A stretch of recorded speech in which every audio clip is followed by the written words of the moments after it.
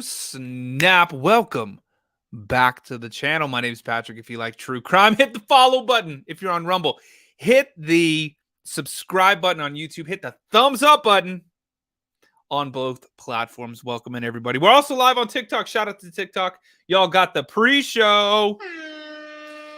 So follow The Haunted Side on TikTok because that's where we do our TikTok live streams, y'all. It should have been the Mystery Project, but you guys liked this channel better. You what? Yep. Hey, I'm not complaining.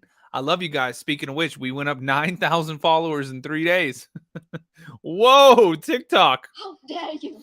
The overlord's kicking in work lately. Typically, they don't care about creators at all, but they actually been stepping it up, at least for this channel. So shout out to TikTok for actually getting something right. Putting some videos, showing people videos. Okay, so like I said, welcome in, y'all. We're gonna talk about this couple right now. It was Paul Bernardo and Karla Homolka, I think is how you say it. Seemed like the perfect couple. They were young and in love and recently married until their relationship took a dark turn. Together, they became a dangerous duo, evolving into serial. Sorry, we're live on TikTok. Yeah. Okay, well, let's go. Let's figure this out. Let's take a listen. I'm going to shrink myself down. Oh, no. There it is. Okay, here we go. I'm going to figure it out tonight, y'all. Let's go. The devil can take many forms. Some may even seem attractive. And between 1990 and 1992, the devil walked the streets of Scarborough, Canada, under an innocent guise. Oh, hell no. Not Canada, too. Y'all are supposed to be nice as hell and sweet. Sierra, that's Canada. Going crazy up there. Ooh, Stella, thank you. Critter Vamp, good to see you. Thank you. Y'all, thank you for the Let 'em Cooks. Yeah, that's exactly what we're talking about, y'all. An apparently normal, young, and attractive couple. The individuals who would soon be dubbed the Barbie and Ken Killers wreaked havoc on the town, taking the lives of at least 3 young women. And if, dear God, Christy can hear me, if you can get away someplace, Christy, phone either home or the Niagara police as soon as possible. Sadomasochism, psychopathy, and an unhealthy attachment to each other were all ingredients of what would become a deadly cocktail. Jesus, Mary and Joseph. Is this one crazy, y'all? This is the story of the Barbie and Ken Killers. You Did you ever what? get caught? Did you ever get caught? No, never, never. Why? I'm a deadly innocent guy. Paul Bernardo What the? The dude was trying too hard to be Vanilla Ice right there. He even had his rhyme scheme. was born in Scarborough, Ontario on the 27th of August, 1964, Ontario? the youngest of 3 children. Do they have poutine in Ontario? I don't know. But in spite of outward appearances, Paul's family was anything but happy. Paul's Oh, father, Lord. Kenneth Bernardo, was an abuser who subjected his children to unspeakable acts. Oh, Paul God. was especially aware of his repeated assaults on his older sister, Deborah, throughout his childhood. Eventually, Kenneth Bernardo would be charged with crimes of this nature, including voyeurism. Paul's mother, Marilyn Bernardo, suffered from multiple mental illnesses. Eventually, she became withdrawn from her family as a result of her ongoing depression and agoraphobia and moved into the family basement. However, in spite of his troubled home What? life, Paul Bernardo seemed to thrive during his formative years. He kept up with school, was fairly popular, and was a particularly active member of the Boy Scouts. At some point in his childhood, something switched inside Paul Bernardo, because suddenly, Paul had developed pyromaniac tendencies, as well as dark sexual preferences. That's suspicious. That's weird. Oh, Lord. Ones that would control him for the rest of his life. In one of his fantasies, Paul dreamed of creating a virgin farm where he would. You what? Are you serious? Bro, stop. Get a grip on reality. What? Who? Man, you crazy as hell. By the way, TikTok, hit the follow button, tap the screen like crazy. Hit me with the let 'em cooks. Let's crush that real quick. Let's get that first goal out the way. We need 35 more, so TikTok will spread the word about the stream. And if you guys want to watch the videos with us, come on over to YouTube. Just search The Mystery Project on YouTube. That's where you'll find the video right now. We're live there as well. And on Rumble. Rumble.com/The Mystery Project. Kelly, thank you for the Let 'em Cooks. Go Vols. Shout out to the teachers. Thank you for the Let 'em Cooks. Keep it going, y'all. But come on over to YouTube right now and Rumble, The Mystery Project. I'll see you guys in there. Come on, everybody's in there right now. Breed women to assault. Yes, the little girl. What? As Paul's fantasies kept evolving and becoming even more twisted, Marilyn and Kenneth's marriage was on the rocks. The two were hardly the pinnacle of stability, but around Paul's teenage years was when things started going irreversibly sour. One night, after a particularly bad fight, 16-year-old Paul found out that his father was, in fact, not Kenneth Bernardo, but a man his mother had an affair with. Oh, damn. Paul started yelling. It is Nurse Week. Shout out to the nurses on Nurse Week. Oh my goodness. Cheryl, just want to say hi. As for this guy, we are all scared to go anywhere during this. Oh, I bet. Yeah, this dude sounds crazy as hell. Nana, thanks for the follow. At his mother, cursing her. Vindictively, his mother called him a bastard from hell. Oh my God. Bruh. When your mom calls you that, you know it's game over. How dare you? Unfortunately, her statement was closer to the truth than she would ever have guessed.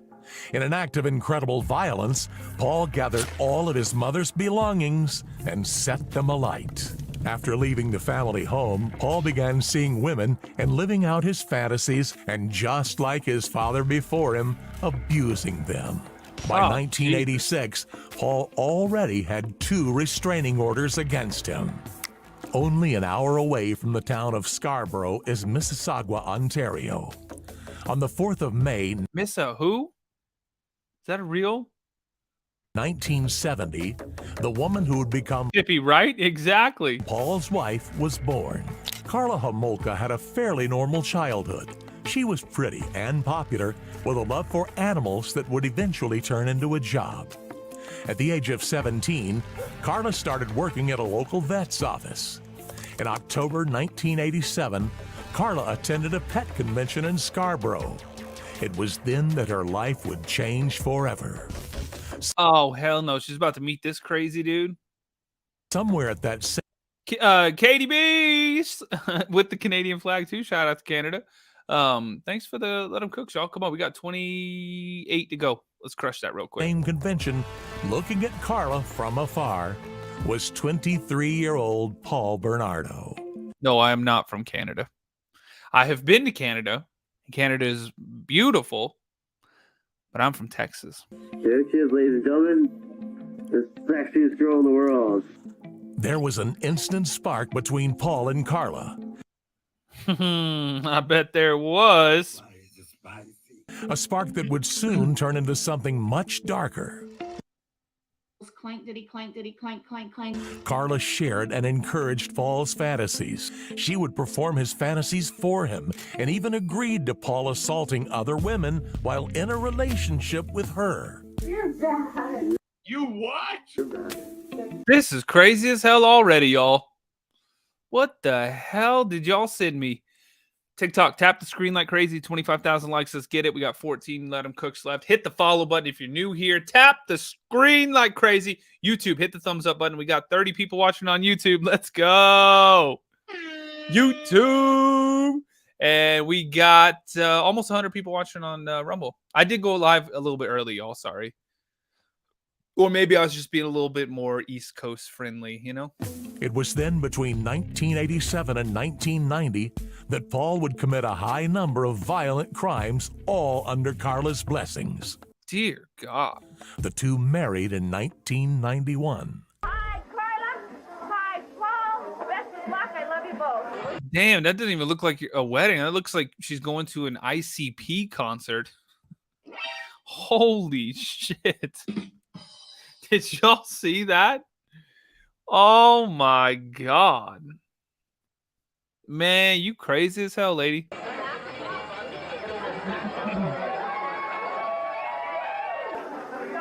the best thing that could ever happen to Karla. Oh, maybe that wasn't her. She looks normal Paul there. would stalk his victims as they got off late buses, following them for a while before launching himself upon them. In May 1987, Bernardo assaulted Julia was the insane clown posse. Don't look it up. two different young women in the front and backyards of their family homes. What? In December of the same year, he assaulted two more young women, aged just 15 and 17. Bro, you gonna burn in hell for that? I make the girls weep, acting out my crimes while the others sleep. This Nice rhymes, dude.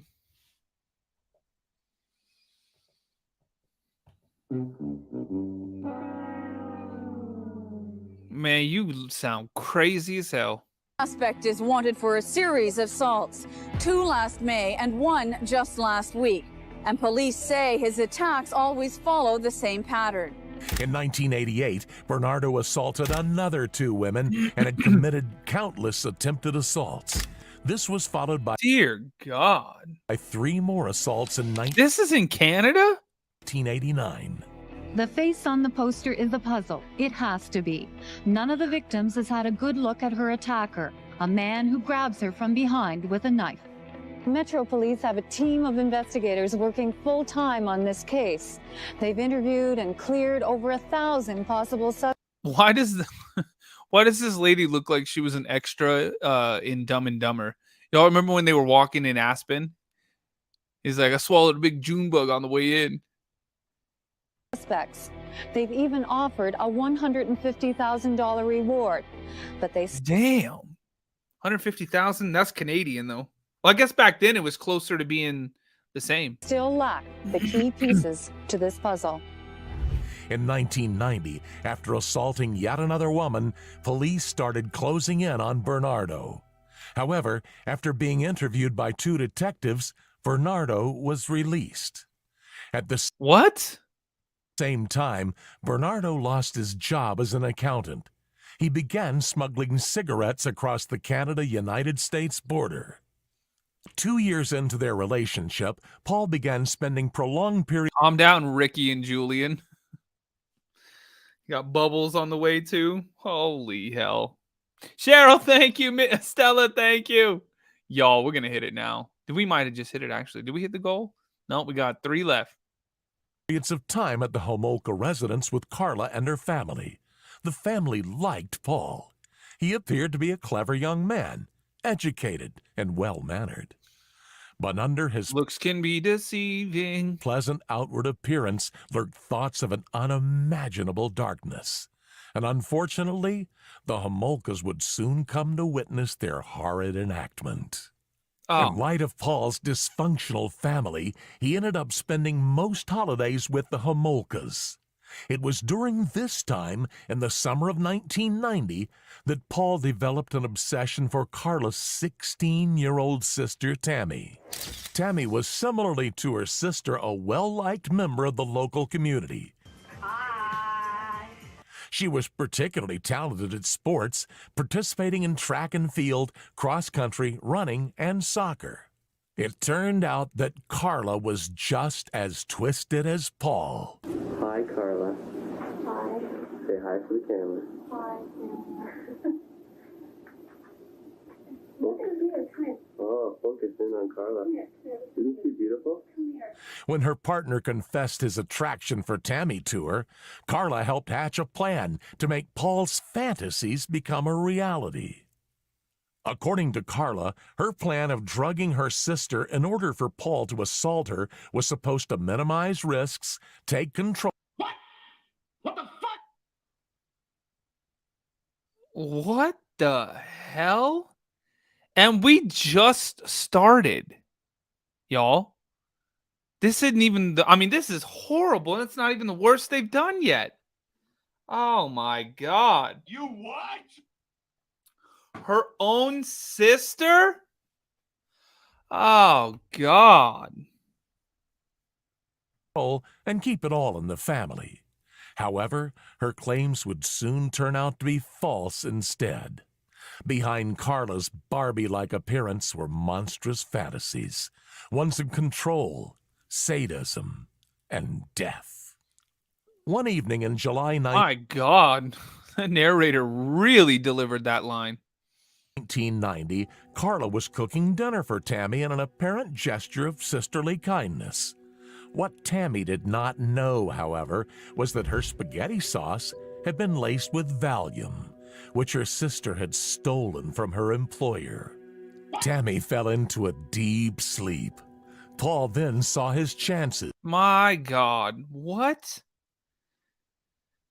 Can you imagine? She's eating it. Oh, this is delicious. What is it? Oh, roasted garlic and Valium. What? Dear Lord in heaven. That's terrible, y'all. This is sick. Lincoln, thanks for the perfumes. Y'all hit me with the little perfume things on TikTok. So TikTok will actually spread the word about this live stream. Because y'all know they are crazy as hell. He assaulted Tammy for an entire minute before she began to awaken. Paul pulled away at that moment, but it would not be long until his unsatisfied urges would once again take over. Moreover, Karla was determined to turn Paul's fantasy into a reality, claiming that she wished to offer Tammy's virginity to Paul for Christmas. On Christmas Eve, What the fuck? Oh my God. 1990, the couple once again drugged Tammy. During the party, Karla served Tammy drinks infused with triazolam.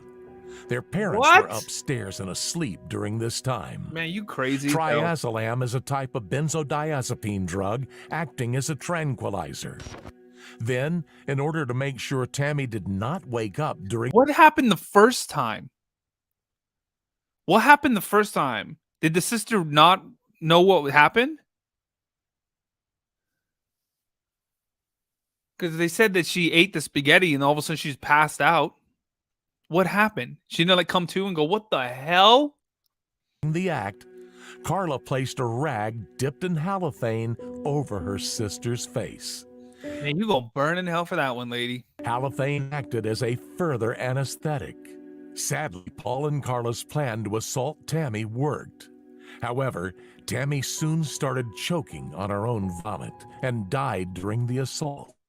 In a panic, Karla clothed Tammy and cleaned up the crime scene, claiming that her death had been accidental. She attempted to revive her, but to no avail. The couple then dialed 911 and hid any remaining evidence, moving Tammy back into her bed. In spite of drugs having been detected in Tammy's bloodstream at the time of her death, this aspect was overlooked, and the family decided to call her death accidental. However, What the fuck? Man, this is crazy as hell. Unbeknownst to them, Karla and Paul had filmed her sister's entire assault, taking turns holding the camera and filming Tammy's miserable last few moments alive. But Tammy's assault and resulting death was still not enough for the murderous couple. In videotapes recovered by law enforcement, Karla and Paul can be seen engaged in morbid sexual acts. Those included multiple instances of Karla pretending to be Tammy whilst wearing her clothing and having intercourse on her bed. Y'all are nuts. So what are you doing tomorrow, little girl? I'm going to Disney World. You're going to go ball. Do you like Disney World? I don't know everything yet. You don't know? But I will. You will. Do you want to meet Mickey Mouse? I want to throw up in my mouth. After Tammy's death, the couple moved away from the Homolka house and into a bungalow in Port Dalhousie. It would later be suspected that Tammy Ugh. Catnip, thanks for the perfume thing. Y'all hit me with a little perfumes TikTok so that the overlords will share the stream out. Keep tapping the screen too, y'all. Almost very close to 25,000 likes. And YouTube and Rumble, shout out, y'all. YouTube, hit the thumbs up button. Rumble, hit the thumbs up button. And TikTok, if you want to watch the video with us, you can actually see the video on YouTube and on Rumble right now. Just search The Mystery Project. See the name that's on the screen? The Mystery Project. Come on over. We got 40-something people watching on YouTube now, and probably a couple hundred on 100 on Rumble. Yo, is everybody sleeping tonight? It's Tuesday. Tammy's death was not accidental, and that Karla had administered a purposeful and powerful overdose. Dear Lord have mercy. Caffeinated Sloth, thanks for the heartbeat. Described as a malignant narcissist, whether Karla killed her sister out of jealousy that night has remained a mystery. What? In the early morning hours of June 15th, 14-year-old Leslie Mahaffey told the friend she was heading home, but she never arrived. Leslie Mahaffey was a bright, likable teenager living in Burlington, Ontario. Aged 15, Leslie had started spending some time away from home with her friends in order to socialize more. However, even when she would go away, Leslie made sure to keep in contact with her family, especially with her younger brother Ryan, to whom she was particularly close. Leslie's friend group had recently suffered a heartbreaking tragedy when a few of them were killed in an automobile accident. Oh, damn. On the 14th of June, 1991, 14-year-old Leslie was attending a memorial for one of the teens. The memorial was followed by an informal get-together, and Leslie became distracted. At around 2 a.m., after missing her curfew and finding her door locked, Leslie called a friend to ask if she could stay over, but was refused. Oh, no. Joanna, thank you for the perfumes. Delinda, thanks for the roses. Leslie decided that she would make her way home and try again. While walking home, an exhausted Leslie ran into a charming young man. He offered her a cigarette and brought her back to his car. The young man then took his sweatshirt off and quickly wrapped it around Mahaffey's head, forcing her into the vehicle. The following day, a friend of Leslie's called the Mahaffey household inquiring about her and explaining that Leslie had found the house door locked the previous night. Panicked and seeing that her daughter was nowhere to be found, Leslie's mother eventually contacted the police. On June 18th, unaware that her daughter had been abducted, Debbie Mahaffey filed the official paperwork for her daughter to be sought and arrested as a runaway if found by police. Oh my word. Delinda, what are you doing? Thank you so much. Holy hell. Care, thanks for the follow too. Leslie Mahaffey is believed to have been abused for around 24 hours. Similarly to Tammy, Leslie had been given anesthetic drugs in order to be kept submissive. Bernardo and Homolka gave Leslie a teddy bear to hold during breaks between the assaults. What? And when they were finished with her, Bernardo wrapped an electrical cord around the girl's neck and strangled her. In Bernardo's recount of the events, he states that Leslie died in the same manner as Tammy, of a drug overdose. But Leslie's manner of death would never be truly revealed, because you cannot have an autopsy without a body. On the 16th of June, 1991, Karla and Paul hosted a Father's Day dinner at the Homolka home. However, unknown to her family members, Karla was hiding Leslie's body in the basement. And after the dinner had been wrapped up, the killers used the family's circular saw to dismember the young girl's body. What? What the fuck? Oh my God. What is wrong with these people? Oh my God. Yeah, Gracie, thank you. Yeah, TikTok overlords, entertainment and educational purposes only. This is great. How is this the first one of the night, too, y'all? This is nuts. They would then encase Mahaffey's body TikTok, hit the follow button if you're new here. Tap the screen like crazy. Shimmer Cat, thanks for the perfumes. Hit me with those perfumes, y'all. We got about 40-something left. 35 left. Let's get it. And concrete. And come over to YouTube if you want to watch the video with us. And throw it. The Mystery Project on YouTube and Rumble, y'all. Put YouTube on the TV or on your iPad and have the TikTok chat on your little phones. That's the secret.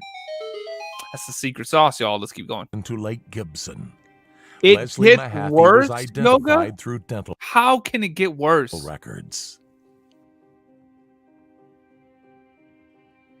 15-year-old Kristen French, a high school athlete and a straight-A student, was abducted from the front lawn of this church near her home this afternoon. Kristen Dawn French was born in 1976 and lived in St. Catharines, Ontario. French was an athlete taking part in precision ice skating as well as rowing. But what started out as a regular school Jenny, thank you. Stella, thank you. School day for the 15-year-old would soon become a nightmare.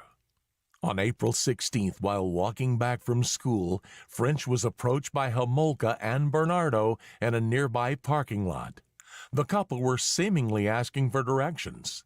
In a split second, Bernardo pulled out a knife and threatened French, forcing her into the back seat of Oh, my God. Jenny, thank you. Tiff, thank you. Stella, thank you. Jenny, thank you. Oh, we crushed it, too. Thank you, ladies. his vehicle. She would later be reported missing by her family. During her disappearance, French's entire community took part in the search effort. Her classmates, teachers, and friends all wore green ribbons of hope in hopes of finding the teen. We're going to be searching the area, the Port Dalhousie area. Young and old, their faces revealed the grim task ahead. 2,200 people, more than 4 times the number expected in today's search.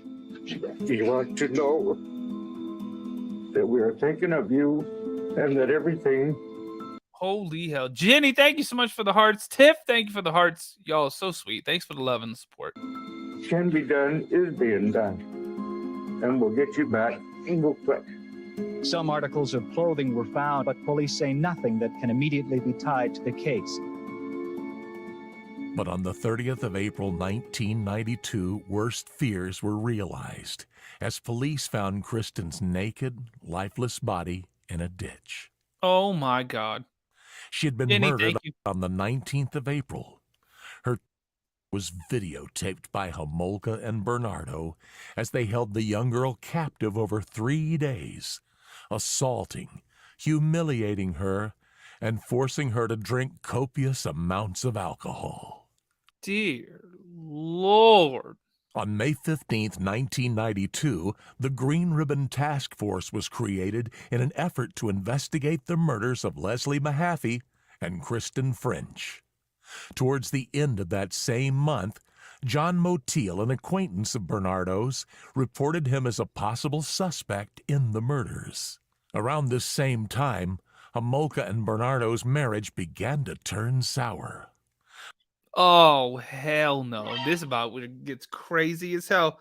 Helen, can you download your crime stories on any of your channels you host? I don't know. That's a good question. I think on YouTube, if you have like the premium, you can download it to like your thing. I think so. And probably Rumble too. Y'all let me know. Verify that. I think so. But keep in mind, y'all, we are live on YouTube and Rumble right now also. So I know TikTok, the live streams, once we're done with the live, they disappear. But, oh, yeah, Helen, yeah, it does do that. If you want to listen to it on the plane, yep. So go to the YouTube channel, subscribe to the YouTube channel, and you can hit download, and it downloads it to your phone or iPad or whatever, and you can watch it even if you're on the airplane. That I do know YouTube does for sure. On the 26th. So come over. It's the Mystery Project. That's where you'll find all the stuff. And like I was saying, on TikTok, when we end the stream, if you want to rewatch it, it's always up on YouTube and Rumble forever. And you actually get to see the videos. You get to see the videos we watch. I can't show you the videos on TikTok. They get mad at me if I show you all the videos. But you can watch them on YouTube. The Mystery Project, y'all. Come on over. 7th of December, 1992, Bernardo beat Homolka with a flashlight, bruising her. She would eventually report Bernardo for domestic violence, thus allowing law enforcement to arrest him. Oh, I want to do everything I can for you to put that bastard away forever. He doesn't even deserve to live, but I want him to rot in jail because dying's too good for him.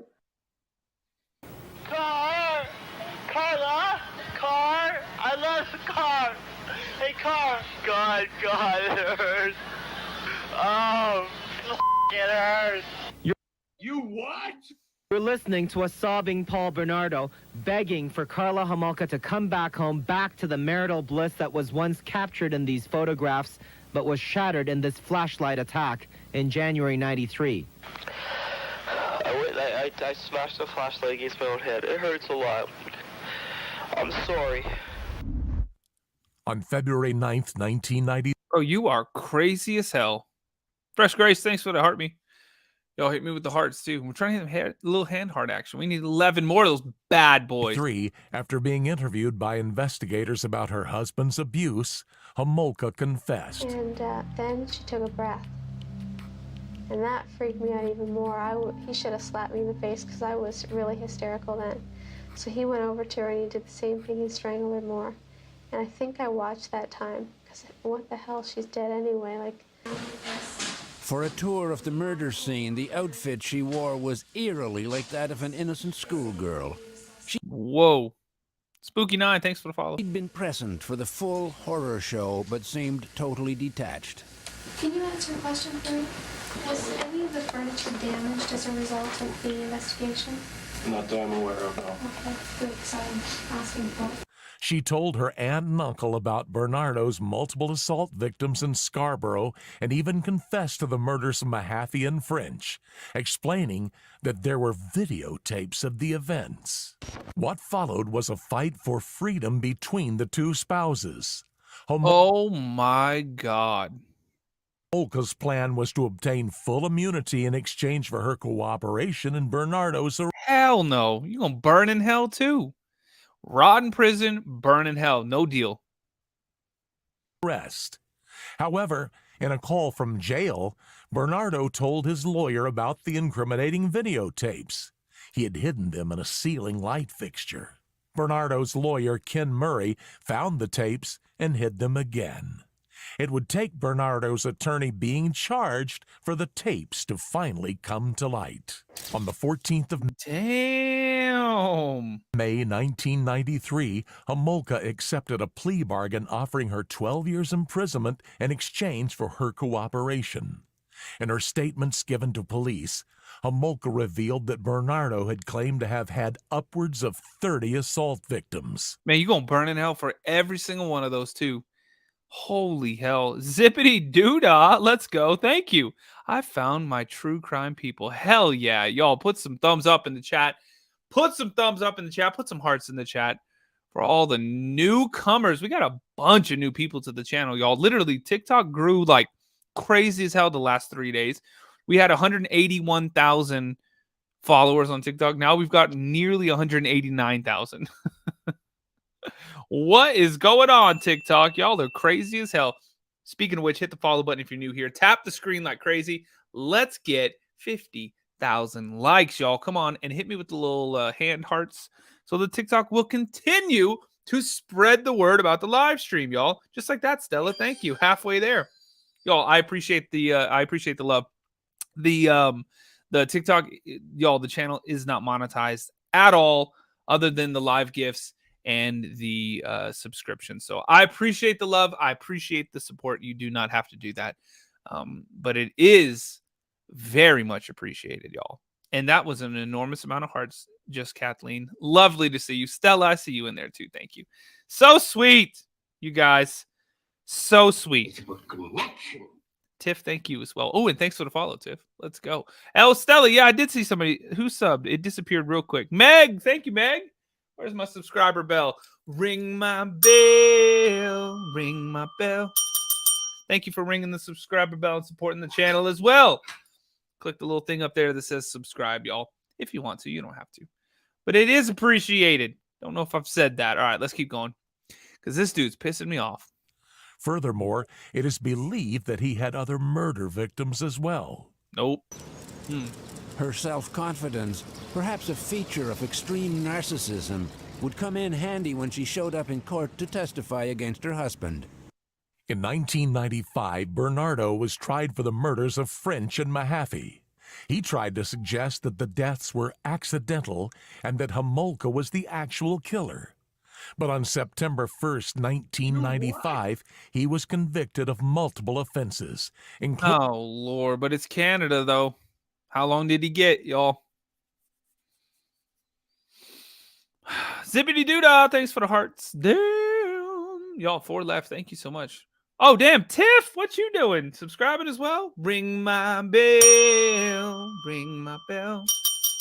Thanks for ringing the subscriber bell. Also, supporting the channel. Get out of my attic. All right, let's keep going. Including 2 second-degree murders and aggravated assaults. He was sentenced to life in prison without the possibility of parole. Damn. Deemed a dangerous... In Canada, too. That's crazy as hell. ...offender, it is important to note something about Bernardo in hindsight. He was diagnosed with clinical psychopathy, scoring 35 out of 40 in the psychopathy checklist. Okay. Homolka scored... Still gonna burn in hell. 5 out of 40. She was released from prison on July 4th, 2005, and now lives as a free woman. What? Oh, my God. She might be in this chat, y'all. Holy hell. Aaliyah, thank you for the heart me. She might be in here. Damn, she looked like Lori Vallow a little bit. Oh, God. That's crazy, y'all. She got out 2005, left his ass in there. Oh, my word. Okay, we're going to keep moving on, y'all. 3 more heart me's, y'all. Hit me with the heart me's. The next case we're going to be talking about is apparently, this sounds crazy, y'all. So I get sent all these stories, or I get sent stories all the time. And so I'm like, okay, yeah, let's talk about that one. Let's talk about that one. This one got sent to me, and it sounds insane. 3 surfers. You guys ready for this? 3 surfers who were vacationing in Mexico went missing on April 27th. That wasn't that long ago. After enjoying a day in the ocean off the coast of Baja California. And apparently, they were found unalived at the bottom of a well with another body under them. What? Yeah. Insane. Zippity dude, I heard about that one. Yeah. We're about to break it down right now. This is crazy. And keep in mind, y'all, if you want to watch the video, you could see it on YouTube and Rumble. All you got to do is search for The Mystery Project True Crime, and come over and subscribe, follow, do all the things. We got 60 people on YouTube and 177 on Rumble. Okay, so let's see what happened here, y'all. Hit the follow button, too, on TikTok, and 3 more of the heart me's, y'all. This was their vacation of a lifetime. And it is sad to think that, you know, what they saw as this adventurous moment to experience surfing in this beautiful beach town ended up, you know, losing their lives as a result of it. An Instagram-worthy vacation ends in tragedy when a California man and 2 of his friends are brutally murdered while on a surfing trip. In Mexico. Dear God. Jenny, thanks for the hand heart. Is really beautiful. Lexi, thanks for the follow. By these beaches, and the surfing there is so amazing that people are kind of willing to do it, even if parts of Mexico you know not to go into because the drug cartel is so bad.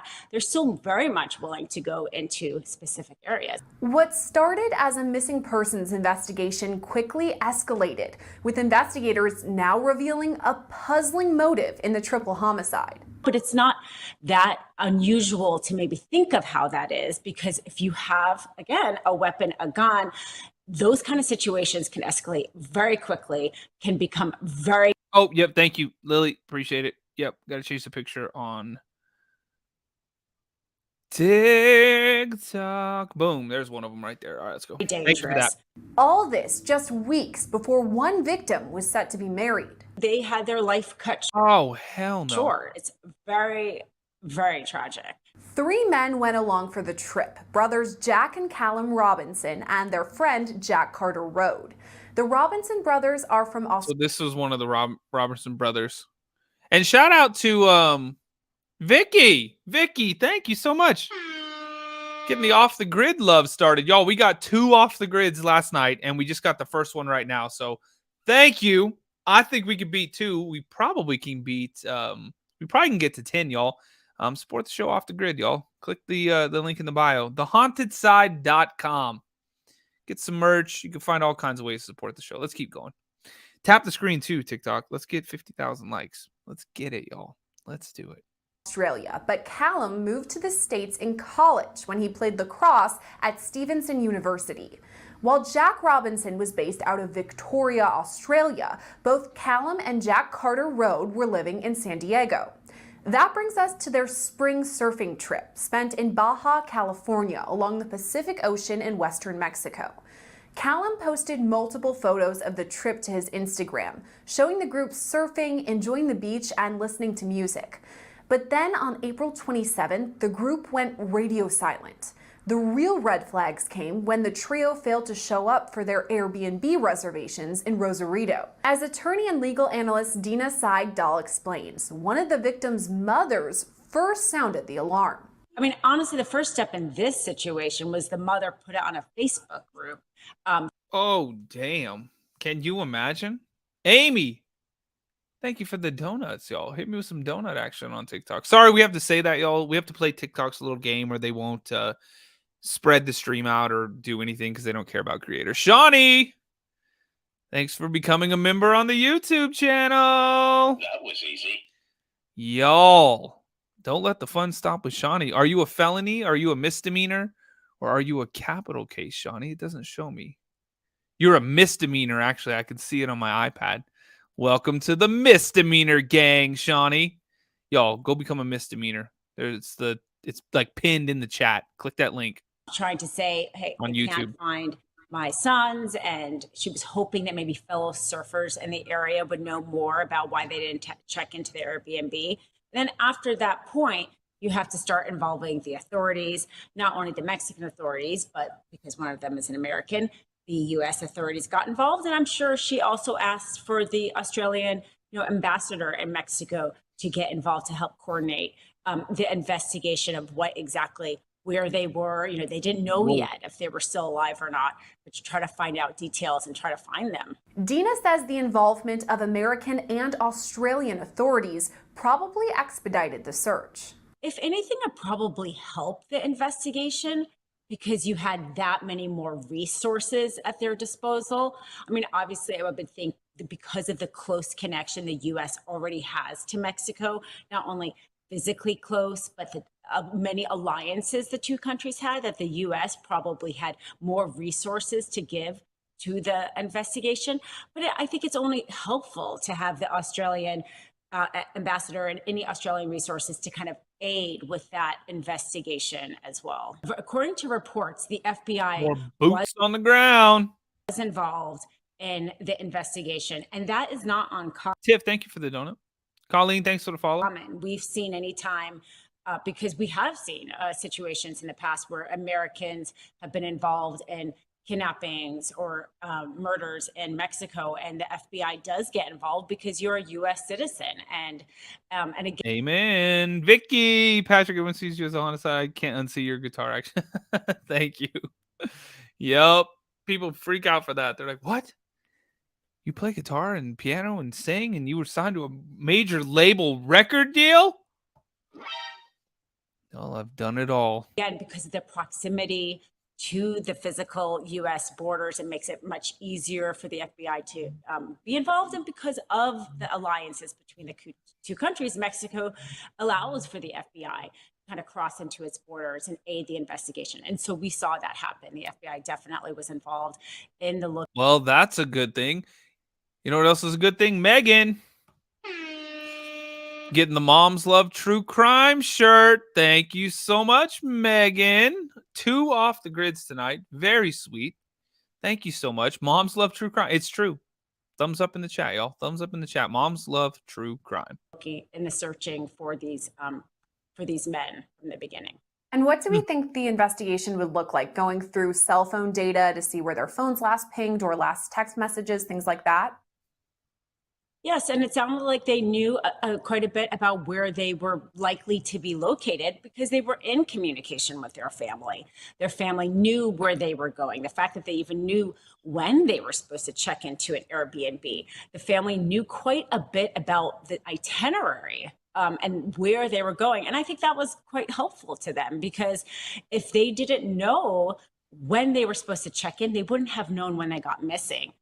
And it's true that the bodies were already starting to decompose when they found them. So if dear God, much longer had gone by, it might have been even harder to locate them. And so it was, I think, as it turned out, very helpful that these men had communicated with their families so much detail about their trip. But the search for the men ended in tragedy when their bodies were discovered in a well about 50 feet underground.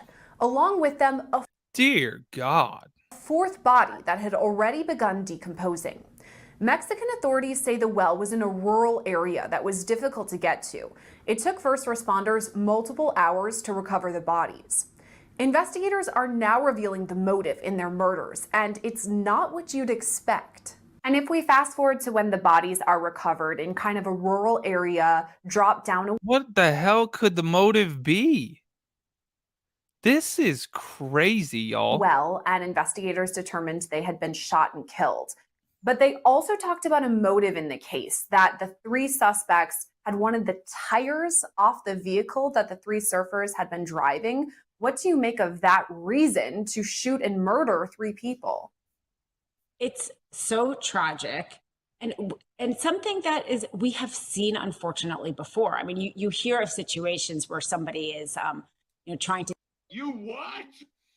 oh my God, steal somebody's purse, and that ends up escalating into being shot. It's kind of that situation where whenever there's like a weapon involved, right, from the assailants, it could escalate really quickly. And you're right that it sounded like not only was it supposed to be a carjacking, but specifically the tires is what these suspects allegedly wanted. And the men were resisting in some way. What? These three guys and somebody else lost their life for some damn tires? Some damn tires. Montreal, what are you doing? Hey, come here. What are you doing? Sorry, all my kittens going crazy. And that escalated, and obviously we weren't there to see exactly how, but it's not that unusual to maybe think of how that is, because if you have, again, a weapon, a gun, those kind of situations can escalate very quickly, can become very dangerous, and it is so tragic. It sounds like each of them were shot in their head. So not even like they were running away or, so it was, it's an intentional killing, and very, very tragic. Three suspects are now in custody. Brothers Christian Alejandro Garcia, Jesus Gerardo Garcia Cota, and Jesus's wife, Ari Giselle Garcia Cota. Authorities say their motive was the tires on the vehicle the three tourists were driving. According to investigators, it appears that the brothers and those rims? Oh, no. Are you kidding me? Those are like stock F-150 rims. Oh, Lord, man. That is crazy as hell. Miss Kitty, thanks for the follow. That's nuts. Y'all hit me with the donuts too on TikTok. Keep tapping the screen like crazy. Let's get 75,000 likes. And if you're new here, hit the follow button. My name's Patrick. If you like a little true crime, I'm live every single night. Virtually every single night, y'all. Damn near every single night. I might take one night off a month, maybe. If that sometimes, y'all, come on in. Don't tell me it was all over tire. Yep, Dance Queen, it absolutely was. It absolutely was. Natalie, thank you. Angie, thanks for the follow. All right, let's keep going, y'all. We got 3 more after this one. And their friend resisted the carjacking, and it ended in their murders. How did they come to the determination that these 3 surfers were killed for this reason? Could it have been confessions by the suspects or just by raw evidence that they're finding there? I think the detail that we're getting, the fact that it was for the tires specifically, I don't see how they could have gotten that any other way than from one of those suspects. And it, there was evidently the suspects are 2 men, 1 woman, and one of the 2 men has a history of violence and arrests and So you could maybe conceive of a scenario where possibly the woman was less involved or the other man was less involved, and one of them is cooperating and giving more details. It does seem like one of them has to be cooperating for them to get such specific. I mean, we could all guess that there was maybe a carjacking involved. The fact that both the car and them went missing at the same time. But they burned the car too. And nothing else was stolen. But the tires, the details about the tires seems to have come from only one of those three. About 4 miles from the well, investigators found abandoned tents, a burned-up pickup truck, and some of the victims' phones. Investigators also say Ari Giselle Garcia Cota had one of the victims' phones when she was arrested. And if we're talking about the suspects, the female suspect in this situation, some of the reports I've Lord have mercy. Amanda, good to see you. Amy, thanks for the follow. seen show that she had one of the victims' cell phones with her when she had been arrested or detained. How is that something that she would be able to combat? Why else would she have this murdered surfer's cell phone?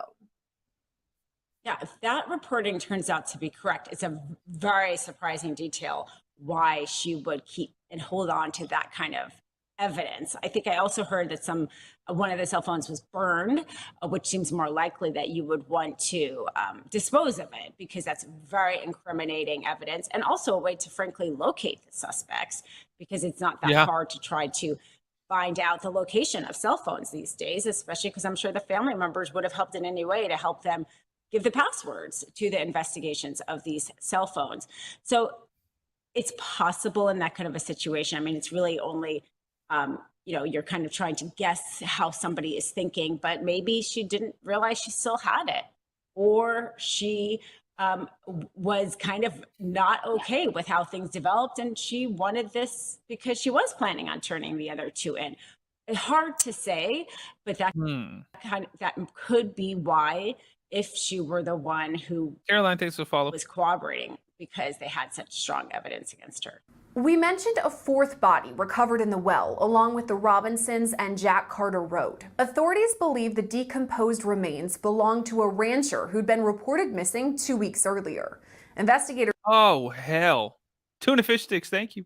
Danielle, thanks for the heart me. Also say the rancher owned the property where they found the well, and the suspects had likely visited it before the 3 tourists were recovered. Another interesting aspect of this case is when these 3 men were recovered down in that well, a 4th body was recovered there as well. Investigators say that it had been decomposing for longer, and I believe they determined it was a rancher whose property was in the area. Oh my God. Amity, thank you for the donuts. How does this connect to the case at all? It's very interesting, because possibly one of those 3 people are connected with that 4th body. How did they know that well was there? Why did they think that was a good place to dispose of a body, except for the fact that they had done it before? I mean, that's the most likely scenario, that one of those 3 are connected with those 4th, or that area just happened to be known as, a place that it was isolated and a good place to hide, and maybe they knew of the person who is connected with the 4th body. But I don't think it's a complete coincidence that these 3 bodies happen to be disposed of at the same place, a 4th one. It was they were either connected to it, or they probably knew somebody who was connected to that 4th one. And while it hasn't been confirmed yet, organized crime could be involved in the murders. Cartel violence, as we know, has been escalating in Mexico. We saw it in the tourist destinations over in Cancun and Tulum a few years ago, which was kind of shocking there. And then here we have it in this Ensenada, this tourist surfer town. To have any violence there is also very surprising. As of now, there isn't any known connection to the cartel with one of these 3. Possible that might come out, but it's also possible that when you have like such a dysfunctional governing entity as the Mexican government is right now, that they can't control the cartel violence, it just allows for more violence in general, allows for more vigilante type violence, even if it's not. Damn. Miss J, thanks for the follow. Kimberly, thanks for the follow. Part of any organized criminal organization. You mentioned how this area is somewhat of a tourist destination, which is why they were there to go. Yeah, that is crazy as hell. Y'all, TikTok, hit the follow button if you're new here. Tap the screen. Let's get 75,000 likes and hit me with the donuts, y'all. We got 18. We need 82 more. So TikTok will share the stream out, y'all. TikTok does not like me right now. They don't share shit. But I appreciate the love, y'all. Let's make them share the stream out. Jamie, thank you. See, just like that. Teresa, thank you. Let's go. And if you want to watch the videos with us, you already know. But if in case you're new here, come over to YouTube. Just search The Mystery Project. You can watch the video. We're live on YouTube as well. And Rumble. So if you want to do the Rumble machine as well, rumble.com/The Mystery Project. Y'all come over and hang out with us in here too. Let's keep going. Surfing. Should this deter other people from vacationing to areas like this that violent crime could be on the rise? What the hell kind of question is that? Of course. Should this deter other people from vacationing to areas like this that violent crime could be on the rise? No, I typically like to vacation on places where violent crime is on the rise. Don't you?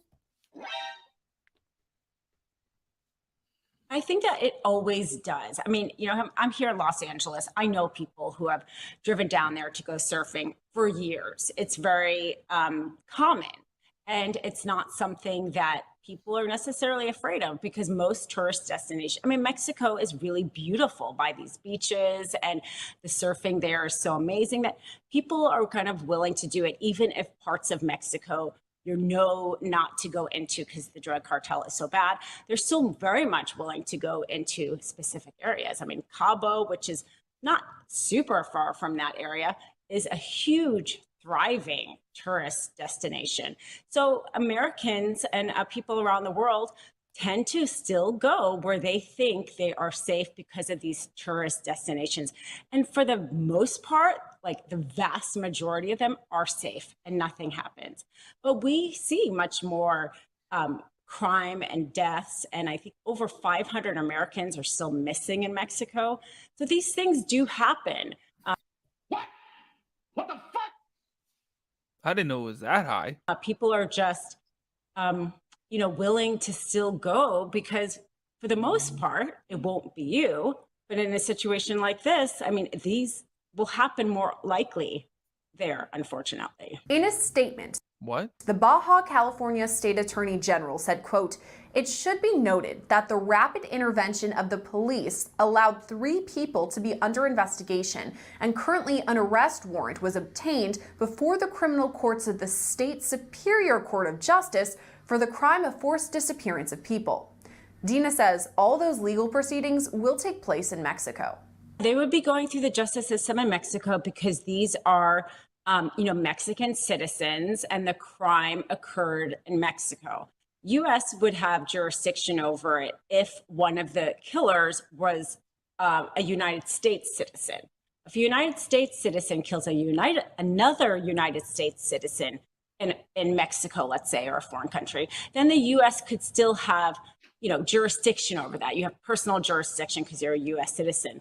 But here, that doesn't seem to be the case. It seems to be 3 Mexican citizens. And in that case, the U.S. doesn't have any kind of jurisdiction because the crime didn't occur within the boundaries of the U.S., nor did the, you know, assailants have any citizenship in the United States. A GoFundMe page has been created for both the Robinson brothers and Jack Carter Rhoad, who was set to be married just this summer. It's so sad seeing his story and the brothers' stories. That is so sad. Really, Christy. Thanks for the follow. I think I nailed that. I think I actually got that name right, y'all. Let's go. Nicholas, did you just say, why do I want tacos all of a sudden? Oh, no. That does sound good, though. I'm not going to lie. Some, what's it called? Bria tacos? Where you have to like dip it in the little sauce. You know, they had their life cut short. And for something as simple as like a vacation of the lifetime, I think that was one of the moms of the 2 Australian brothers said this was their vacation of a lifetime. And it is sad to think that, what they saw as this adventurous moment to experience surfing in this beautiful beach town ended up, losing their lives. Oh, so sad. Aaliyah says, hold up, please. Currently booking my trip to Mexico. I mean, stuff like this happens. The prices are going to go down. That's for sure. As a result of it. It's very, very tragic. Yeah. Holy hell. That really does suck, y'all. Just going down to Mexico to surf and then nope, you're no longer alive because you don't want to give up your tires on a rental car. You what? I cannot believe those people did that for tires, y'all. They took these people's lives for tires. Insane. TikTok, hit me with the donuts. We need 75. Get them real quick. Everybody watching right now, hit me with the donut. Let's go. Everybody hit me with one. We crushed the goal. Let's move on. We're going to talk about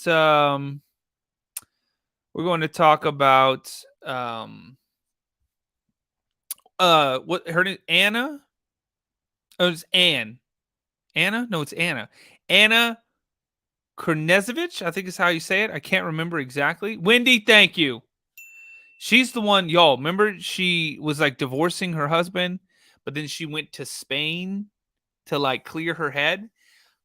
And then she like vanished. And then the husband's like, I don't know what happened. What do you mean? Yeah. Let's talk about it. Apparently, he's been arrested. And allegedly for taking her. So let's go. You guys ready for this one? Let's check it out. But we got to hit that donut goal, y'all. Come on. TikTok is mad as hell. They don't want to share streams or anything. So we have to make them, y'all. Hit me with those donuts. All right, let's go. Let me hit play. And YouTube and Rumble, good to see you guys. Make sure you hit the thumbs up button. That's all you need to do. Time for some guacamole, Patrick. Yeah, it is, actually. I feel like I'm living in a dream, like I'm in a nightmare. It's the worst crisis of my life. A bombshell break in the case of an American missing overseas. Months after Ana Knezevich disappeared in Spain, her estranged husband is arrested in Miami. It's going to take some time for them to basically retrace everything that happened and see what kind of evidence would be proof to prove someone's guilt. So what's ahead for the investigation? That always becomes an interesting aspect of any criminal case where they're alleging a murder, yet they haven't recovered the body. And what are those closest to Ana saying now? That we miss her and that we love her. This is a story Law&Crime has been following since February, when 40-year-old Ana Knezevich was last seen on February 2nd. Ana is originally from Colombia, but is an American citizen who was based in Florida. At the time of her disappearance, she was renting out an apartment in Madrid, Spain, while in the midst of a tumultuous divorce. Ana's husband of 13 years is David Knezevich, who we'll get to shortly. But before we ever heard David's name, we heard Ana's, when her best friend sounded the alarm that something was off. She wouldn't meet a man in the street and say that she's going to go away for a few days. Like, that's not Ana. That is definitely not my friend. That's Sana Ramo, who spoke with Law&Crime back in February. She says Ana was last seen by a neighbor at the apartment she was renting in Madrid. Ana spoke to a friend on the phone at about 10 o'clock that night and hasn't been heard from since. The next day, Sana received a series of strange texts from Ana's phone. She shared the messages with Law&Crime. They read in part, quote, "I met someone wonderful. He has a summer house about 2 hours from Madrid. We are going there now, and I will spend a few days there. Signal is spotty. I'll call you when I get back." Logistically, what? Didn't even make sense because she had those plans to go to Barcelona early Monday morning. So she would not leave Madrid Saturday afternoon and state that she would be away for several days when she has already made plans to go to Barcelona Monday morning. That didn't even make sense. So all of these things got me concerned immediately. And the message itself just didn't sound like Ana. She doesn't do those things. It was worded very differently than how she writes. It's the same story from Ana's family. They didn't want to speak on camera, but shared a screenshot of the message with us. Ana's brother told us the message is in Spanish, but says it isn't in the dialect Ana would have used. He says it seems like someone wrote up the message in one language and used Google Translate to convert it to Spanish. All this leads us to February 4th, when a wellness check was performed Oh, hell no. at Ana's apartment, but there was no sign of her. She was not in her home, and the door was locked from the outside. No, there were Oh, that's weird. Suzanne, thanks for the follow. no obvious signs of violence or anything that happened inside of the apartment. But the mission of the fire department was to just check if there was an injured person. They do not do they don't do any investigation for more than that. And they just looked and then they left. So. But the mystery continued when investigators announced someone was seen near Ana's apartment the night she went. Oh, yeah. Spray painting the security cameras and everything. Lily, thanks for sharing the live stream. TikTok got to hit me with the donuts. Let's get it. 67 to go. Tap the screen like crazy. 75,000 likes, y'all. We can get it. Everybody tap the screen. And if you're new here, hit the follow button. My name's Patrick. If you like true crime, I'm live every single night. Missing, wearing a helmet and spray painting security cameras. All this brings us back to David Knezevich, Ana's estranged husband. When we spoke to Sana in February, she told us she'd been in contact with David after Ana went missing. Well, I've been in contact with him. I was in contact with him throughout the week, last week. I believe the last time I spoke to him was on Saturday. Police did speak to him in Madrid. I went to Madrid on February 8th. And next day on the 9th, when I went to the police station, they did, I contacted him from there. And the day he called back and they made contact with him to ask about his whereabouts. And he has no idea where Ana may be? He says he has no idea. No, he doesn't know where Ana is. Our next update of Ana's case comes in April, when reports circulated that David refused to take a polygraph test. David is originally from Serbia and was apparently there around the time Ana disappeared. However, he retained a Florida-based attorney after her disappearance. In a statement, David's attorney said he has, quote, spoken to the police a number of times. I have reached out to the FBI and let them know that we are available to aid in any way. He, meaning David, has given police information on credit cards, attempted to hire a lawyer in Spain. Now jump to May 4th, when David is arrested at the airport in Miami. He just flown May the 4th be with you. They got him in from Belgrade, Serbia. To understand David's arrest and where the case is headed, I sat down with defense attorney Mike Korbanix. It's a very interesting case. My first thoughts are it's going to be difficult to get all the evidence together because we're talking about two separate countries. And this doesn't have to do about politics or anything of that nature, but it's just the physicality of preparing a defense or a prosecution is interviewing witnesses. How are you going to collect all the information? So and you have to travel all this distance to do it. Although everybody thinks technology cures everything, it really doesn't when you have to look at physical places, prove the case, and put facts together. So it's very difficult in that way. And also there's going to have to be agreement between the two countries as to who's going to prosecute it.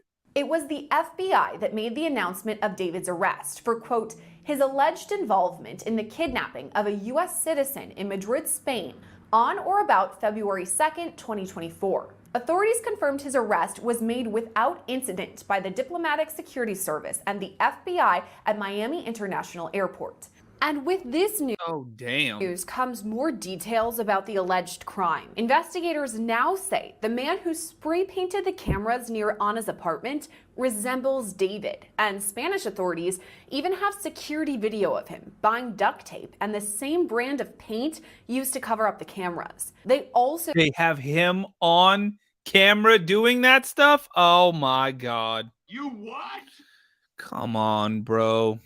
We had a feeling about this guy. I remember when we first were talking about this case, we were like, Nah, not buying it. Say David met a different Colombian woman on a dating app and asked her to translate a message similar to the one Sana received. David's attorney has maintained his client is innocent and that David was in Serbia at the time of Where's that lady at? Where's that lady that translated the message?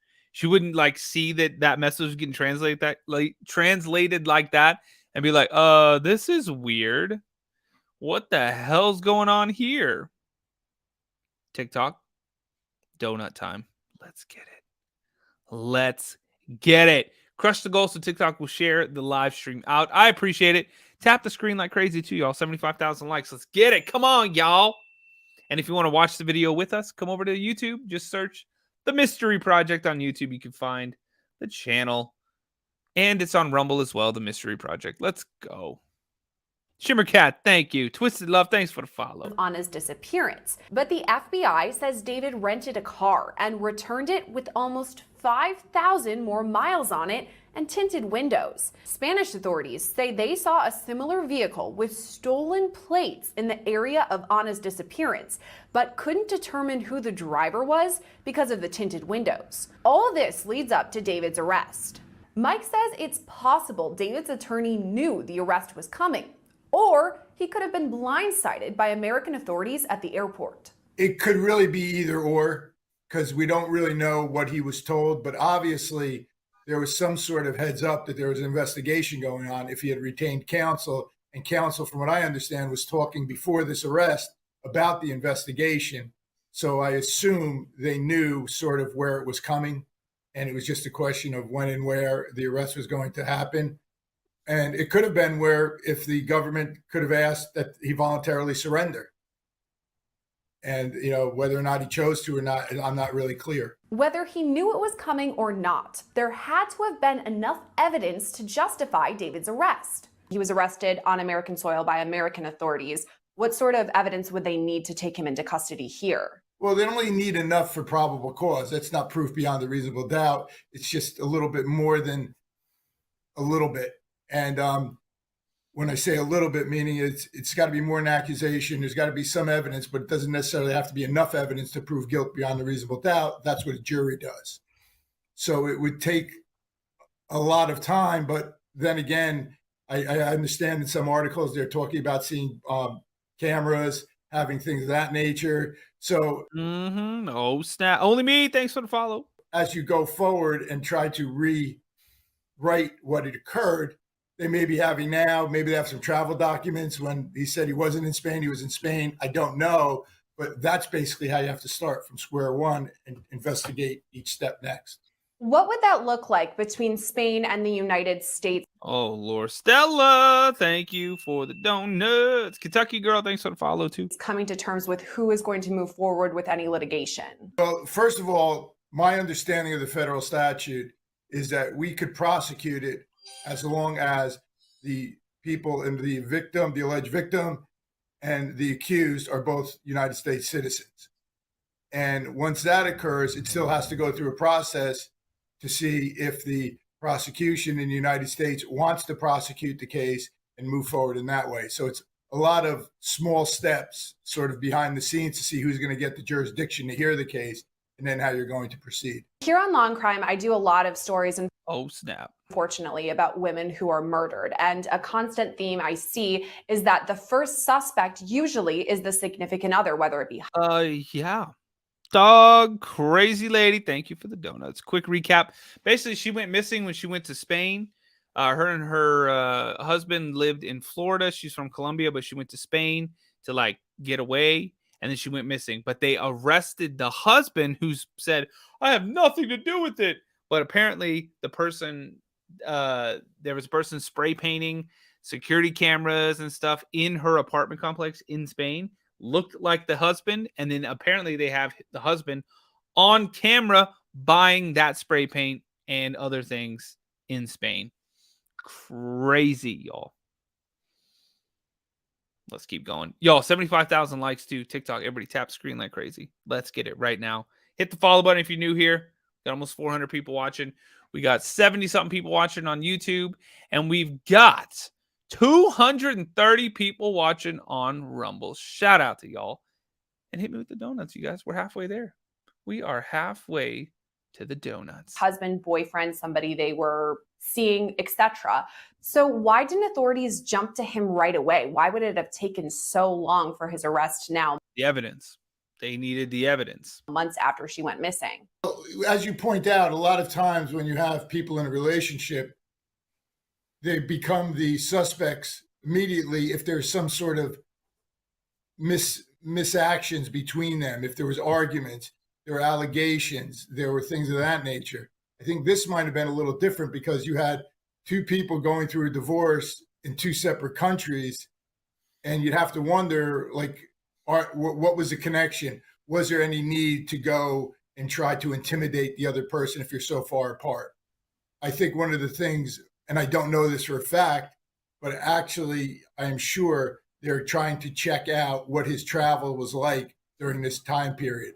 Now, whether they do it by checking his phone, if they could get a search of the phone to see the location monitoring, which a lot of people forget, your cell phone tells everybody where you're at. So that. Yeah. Haddon, thanks for the follow. Kathleen, thanks for the follow. Smiling Eyes, thanks for the follow. And Stella, thank you for an enormous amount of donuts. 10 more. Come on, y'all. We got 40 left. We can hit it. Everybody send one. We'll crush it. No problem. Could be very, very much against him if they have something that puts him in circumstantially the area where these things occurred. But there are still unanswered questions about the timeline between Ana's disappearance, David's alleged cooperation with investigators, and eventually his arrest. The husband retained an attorney, spoke with the press and I believe investigators and said, hey, I have nothing to do with this. He was back in his home country of Serbia.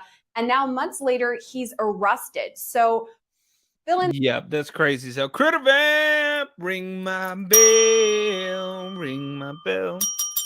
Thanks for ringing the subscriber bell and supporting the channel. Very much appreciated. We're on the way back to 300, y'all. We got 268. Let's get it. The gaps there for me. What happened between, hey, I have nothing to do with this, and he's arrested in Miami? Well, what you brought out was a good point. Was there was a I know what has to do with it. Why the fuck you lying? Why you always lying? Oh my God. Stop fucking lying. Maybe that has something to do with it. He's lying. Yo, if he's lying, hit me with a donut. A lot of time. There were a few months in between when they were investigating, when they wanted to speak to him. He didn't want to speak, which he was exercising his rights. That should be no indication of guilt or innocence. It's just I'm going to protect my rights. Yet during that period of time between then and now, I am sure law enforcement in each country, and it appears from what I've seen that they're also working with the United States, has been investigating further. Sometimes they'll hope that a person will come in and admit and confess to what they did wrong, and therefore the investigation doesn't have to be as intricate as day by day and can move a lot more forward since you have guidance as to where all the evidence is. If no one's speaking, it's going to take some time for them to basically retrace everything that happened and see what kind of evidence would be a proof to prove someone's guilt. Even though an arrest has been made, Missy, thank you. Mike says it's possible there's more investigative work ahead. It's difficult to tell because also when it's a federal investigation, it's a lot different than the rules of evidence that go between each state individually. Like in New Jersey, when someone gets arrested, they get and they're charged, the evidence and discovery is turned over immediately. Federal courts and the federal system, it's not turned over immediately. It takes some time to see exactly what the feds have against you. So it's difficult to say where they're going with this, but this is where it becomes very important when you're an attorney representing a defendant, that client has to be totally honest with you. You have the attorney-client privilege, and the government has the burden of proof. But your client has to let you know where there are parts where there's weakness that could hurt him in the case. If this does go to trial federally, let's say here in the United States, do we expect it to be a lengthy trial or even a long time between now and when it finally does go to trial? I would think, based upon the fact that we're dealing with 3 different countries, the United States, Spain, and Serbia, this would be a long trial. It would be a long trial because number one is what people sometimes don't realize is there's probably going to be a lot of discovery. And if we're into the cell phones and have recordings and things of that nature, that are going to have all kinds of different languages that are going to need to be interpreted and things of that nature. So one sentence could turn into 2 or 3, depending on how many times it has to be interpreted. And that just takes more and more time. I think a case like this may be a lot longer than if it was in this country, because you have to deal with all the different law enforcement, not only in the United States, Jenny, thanks for following. Spain and Serbia, wherever this occurred. So it's going to be a tough case just to organize. So far, David has only been charged with Ana's disappearance and not her murder. I asked Mike if he thinks David is responsible. What is your armchair diagnosis of this? Do you think that he is a key suspect in the case? He could be the one responsible for Ana's disappearance? It appears that if they had enough probable cause to arrest him, that he's the focus of it. And that where it's going to go is going to be interesting to see how they're putting this together. Because as you said, it is a little interesting too, because there's been a delay where she was missing and nothing had occurred. So you've got to wonder did they come across something, physical evidence of that nature, something like technological or something like that? Or did someone just come forward, a witness, and say, hey, listen, this is what I know, and this is what occurred, and this is what I saw? Those are the things we have to really. Oh, snap. Danielle, thanks for the follow. No. Cats and Packers, thanks for the heart me. And y'all hit me with the donuts. 39 donuts left. Let's crush a goal so TikTok will continue to spread the word about the live stream. Before we could predict. Tap the screen like crazy too. 75,000 likes. Crushed it. That was easy. Now let's go for 100K. Where it's going. And based on his arrest, can we unfortunately assume that Ana is no longer with us? I don't know about that. I mean, that always becomes an interesting aspect of any criminal case where they're alleging a murder, yet they haven't recovered the body. Leah, thank you for the share. There's always that defense, although we've seen more and more it's not as successful, where people say, well, they haven't found anybody or they haven't found the bodies. How do you prove someone's dead? So that takes a lot more legal research into it as to what exactly would need to be done and what timeframes need to be proven to show that you can make that allegation. Whatever direction the case heads, Mike says the prosecuting country has their work cut out for them. If the United States. Oh, damn. Brandon, thanks for the donut. Pat, recap. I got you. So basically, she went missing. She was getting divorced from her husband. They lived in Florida, but she moved to Spain for like a month, or was planning on going to Spain for like a month or something like that. She went missing. The husband was like, I have nothing to do with it, but they have someone that looks like him on camera at the apartment she was renting in Spain, spray painting the security cameras. And allegedly they also have him in Spain buying the spray paint cans and stuff like that. But he's still saying, I didn't do it. States is handling the case.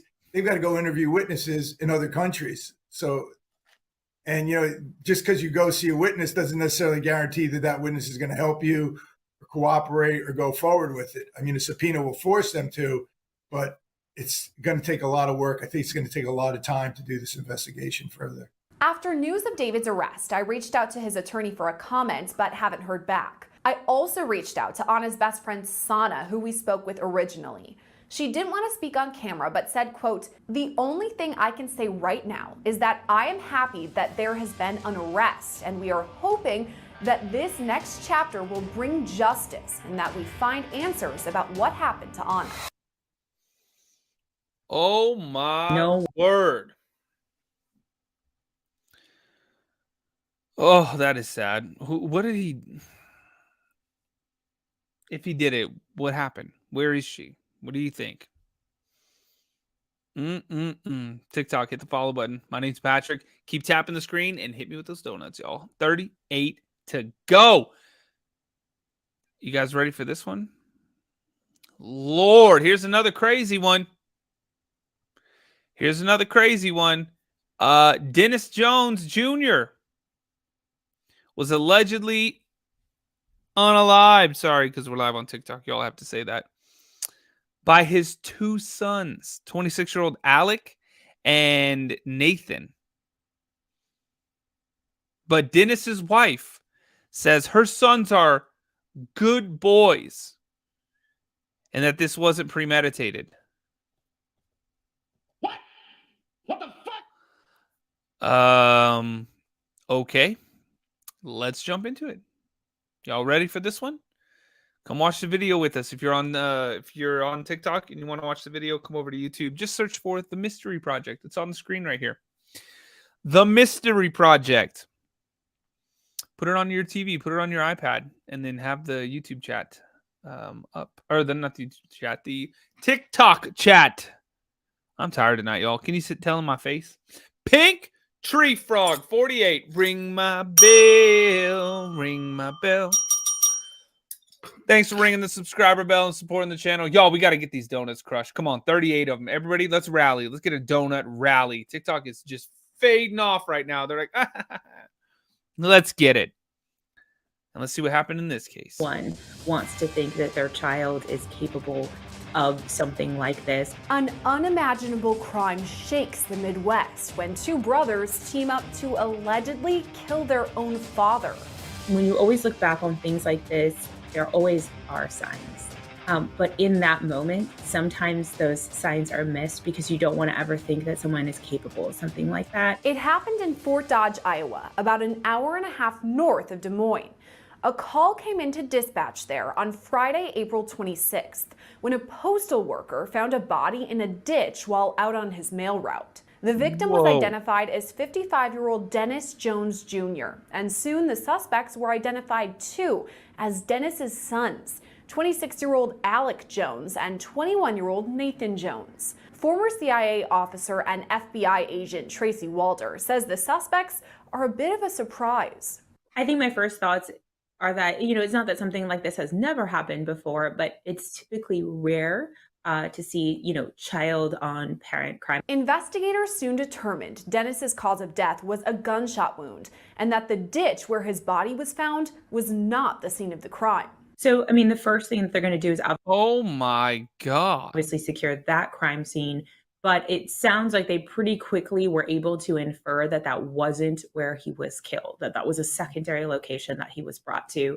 And so that then becomes probably the more important thing. Where did this crime occur? Yes, you have a dead body, but it looks like that was probably the dump site. And so really the focus there then became, where was this secondary location? Where did this crime actually happen? Because then that helps point you to suspects and a motive. How would investigators know so quickly that the shooting didn't happen there and it was just where the body was dumped off? So it depends. I don't know how long the coroner has figured that the body had been there, but there could be several reasons. Maybe there's no shell casings on the scene, but somebody could have picked them up. Also, the absence of blood pools and blood spatter. It could just really easily hint to a dump site. And I know you said the next step after finding the body would be hopefully finding out where this murder happened. Do you think that identifying the body and knowing this man's name could have led them to that crime scene and his family? Of course, identifying obviously a victim is, and I should have mentioned this, is one of the first things obviously that you do. And then they will look towards where his place of residence was and then sort of work out from there. Investigators now say it was 26-year-old Alec Jones who fired multiple shots at his father. Oh my God. Jada Ross, thanks for the rose and the first gift. You what? Oh my God. Welcome to the wonderful world of TikTok gifting. Thank you for the love and the appreciation. Karen, thank you as well. Y'all, we got to get the donuts though. Come on, y'all. Go nuts for donuts. Let's get them. He's now been charged with first-degree murder. But authorities say he didn't work alone. They allege his brother, 21-year-old Nathan, worked with Alec to carry out the crime. He's been charged with aiding and abetting murder in the first degree. How did they determine which brother did what? Yeah, that's kind of the more interesting thing here. Most likely, that was through seizing the victim's phone. And this is just my opinion and my hypothesis. They probably definitely seized the victim's phone. And then from there, maybe text messages and those kinds of things led them to realize who was the actual killer. Another thing too is who are the residents of the home. If this son was the full-time resident of the home and the other was not, obviously that can then help them determine that Or they could have easily gotten a confession that we just don't know about from the sons. Hey, I'm the one who committed this crime. He's simply the accessory after the fact. And so there's kind of three different ways that could have worked out. In all honesty, when we see crimes like this of children killing parents, typically it is through a confession. Children will he's not a child, but you know what I'm saying. They will tend to confess to crimes like this. Tracy says it's possible investigators already know a motive. It depends. It depends on how forthcoming the brothers are being. And I think they're also probably relying on the victim's wife and obviously the mother of them as well to shed light onto what the family dynamic was. Was there an argument that led to this? Because what will be key in this case is premeditation, right? But it looks like right now they're being charged with first-degree murder. So that hints at the idea of premeditation. And there are a variety of motives that could have led to such a personal crime. Honestly, it depends, right? We can't get into their mental state. So that could be mental health could obviously be one of those factors, although just because you're mentally ill does not make one a murderer. So that's important to remember. I also think, too, you don't know if an altercation of some point took place and that altercation turned violent. It's hard to know. Or were the brothers, if you look at the Menendez brothers, one of the defenses that they used were that they were victims of crimes. And so the way that they acted was in self-defense. I believe they were accusing their father of molesting them. And so that could be another Sorry, y'all, we can't say those words on TikTok. They get mad as hell. Reason as well.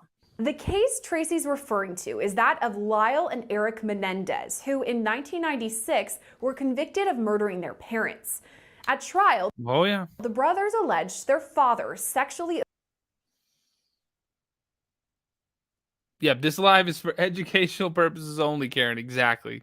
Entertainment and educational purposes only, TikTok overlords. Abused Lyle for years, and they committed the murders for fear that their father would lash out at them for exposing the truth. Oh my God. Jones we better hit some donuts quick before TikTok gets crazy. Case is a bit different in that the suspect's mother, Shannon Jones, is still alive. In fact, she's been outspoken about the case since her husband's murder. Shannon told local news outlets, quote, "They are good boys. This wasn't premeditated." What do you make of that she's almost defending her sons who just murdered her husband? I think crazy. As a mom, in my opinion, it actually seems like normal behavior to defend your own flesh and blood, right? In a crime like this, no one wants to think that their child is capable of something like this. And I think that's most likely, without being in her head, most likely that's where she's at right now. Is she someone that investigators are going to want to speak with? I'm sure investigators are already speaking with her. What? Because it sounds like she was a resident of the home. The husband and wife were still together.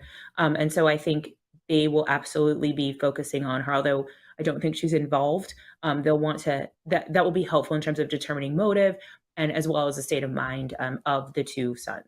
Shannon also told local Courtney, thanks for the follow. Reporters that she'd had a fight with her husband. Brianna, one of the Law&Crime girls. The night before his body was But sometimes the questions I'm like, recovered, but went to bed without seeing anything. The husband and the wife had a fight. Obviously, it's hard to know how that played in because we don't know if the sons live at the home. Like just every once in a while, I'm like, huh? Like, remember that one news broadcast where the lady was like, somebody had passed away, and she was like, we reached out to the victim, but he was unable to comment because he had passed. I feel like sometimes it's like that kind of question. Or not. If the sons live there, heard it, were a part of it, maybe they felt like they were protecting their mom and they could use that, right, as a defense in this case. Or if the sons don't live at the home, but then mom, was just texting with her adult sons, this is what happened with you and my dad, I'm upset with him, and, all of the things, then, maybe that could be used in terms of a motive as well. Hard to say. And while Shannon believes the murder was not premeditated, a first-degree murder charge means prosecutors feel differently. We've talked Yeah, right. Hallelujah. Thanks for that follow. about the charges, first-degree murder for at least one of the brothers, and I'm wondering about premeditation. It seems like investigators believe there was at least some. How would they go to determine whether this was a crime of passion or it was planned? So, they're obviously going to retrace the steps of the brother, particularly the one that's indicted, obviously, on the first-degree murder charge. And clearly, they have enough to indict him on that. So whether they got it through cameras, whether they got it through phones, they had some inkling that there was a sense of planning that went on. Now, that planning could have been just in the span of a few hours. It doesn't have to be, in the span of 6 months. But they obviously felt that they had enough to indict him almost immediately on first degree.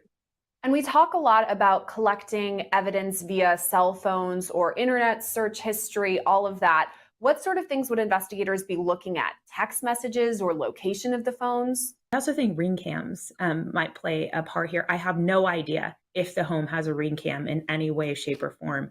But if it does, I would imagine that is going to be a valuable tool. The ring cams of the sons in their homes coming in and out will help determine time frame and who's been at what place. I think sometimes we forget how useful ring cams can be in terms of helping to at least guide us in the right way to solve crimes. But yes, of course, digital evidence is going to be What? Stucky French toast. Shout out. Thanks for the follow. Extremely important here because even speaking of French toast, we need some donuts still, y'all. 38. Oh my God, we've stalled out. You guys hate the donuts. I know. But we got to get them. So TikTok will do its thing because the channel's not monetized, y'all. Keep that in mind. The TikTok is not monetized other than the live gifts and the subscriptions. So subscribe to the channel and everybody hit me with a donut. We only need 38, y'all. We only need 38. Dre, good to see you. Thanks for the heart, me. All right, let's keep going. One more case after this one too, y'all. If there was some kind of an altercation between the father and the son. Ginger. Thank you. And maybe there was a cooling off period that was occurring and they were texting back and forth and then things escalated. Stephanie, thank you. Again. We don't know. But that I do think digital evidence is going to be really important here. As for other evidence, Tracy says the familial relationship between the victim and suspects should be easy to differentiate. That won't be an issue just because their DNA is not the same. Their DNA is different. Yes, clearly they're going to share elements of their DNA that's the same, but they will very easily, obviously they have a warrant to compel DNA from both of the sons, I'm sure at this point already have gotten those samples, and then they have the body of the father. And so at that point, then it becomes really easy to determine whose DNA is whose. And while the suspect's family says this crime came out of the blue, Tracy says there may have been signs. In my opinion, this is simply my opinion, so I want to be careful with how I say that. When you always look back on things like this, there always are signs.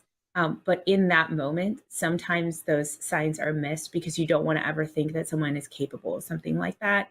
Or your brain doesn't go to, oh, this person's going to go kill my mom and dad. But a lot of times there are signs that there's, sometimes trouble brewing. What do you think the next steps are for investigators or prosecutors as this moves through the justice system? Honestly, I think the next steps, and because the victim is a family member, and right now it seems like the mom is very much obviously defending the sons, I do think that they will encourage them to take plea deals in a case like this. So that way they can probably sort of put it to rest. I mean, most cases are quite frankly solved through plea deals, right? They never even make their way through the criminal justice system. And so I think in a case like this, where the victim's kind of next of kin, which would be the wife, is very much supporting her sons, I think she would be more likely to accept her sons taking a plea. Both suspects are due in court this week for a preliminary hearing. Reporting for Law&Crime, I'm Sierra Gillespie. Oh my goodness. How can you do that to your own father? Well, I guess we'll find out. Damn. Crazy, crazy, crazy, crazy, crazy. Y'all, should we do one more? Should we do another case? Thumbs up in the chat if we should do another case. 100,000 likes, TikTok. Let's get it. 33 donuts. Let's get it. Hit the follow button if you're new here. We got almost 500 people watching on TikTok. We got 70-something people watching on YouTube. And we got 218 people watching on Rumble. Keep in mind, TikTok, if you want to come over and watch the videos with us too, you can see the videos on YouTube and Rumble. You can see them, y'all. Come on over. Blake, what was it? Blakey. Blake. Thank you. I'm here. Everyone can relax. Hey, Trox. Good to see you. Amps, thank you for the donut. See, boom, just like that. 29 to go. All right, this one is crazy, y'all. This dude, which you can't see it yet on YouTube and Rumble. Let me hit play. Oh, Lord. It's a sickening story of a Yup, here we go. That guy, this guy. It says, and be prepared for this one, y'all. Oscar Olia or Olia. Donna, thanks for the rose. A once revered gymnastics coach in Florida.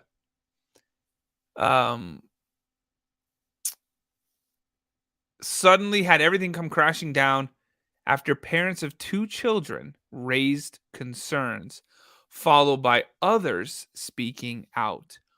What? What the fuck? Yeah, gymnastics coach.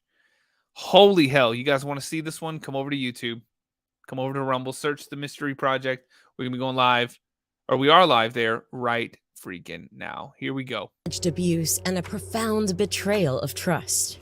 Oh, yeah, they want to eat it. No, it's just disgusting. A gymnastics coach accused of exploiting and abusing young athletes under his care. The tickling. Yeah, you're going to burn in hell for that one, dude. And the other stuff, is that part of like standard training? The tickling? The fuck? You what? The dude said he tickled them? Man, you about to burn in hell for that one.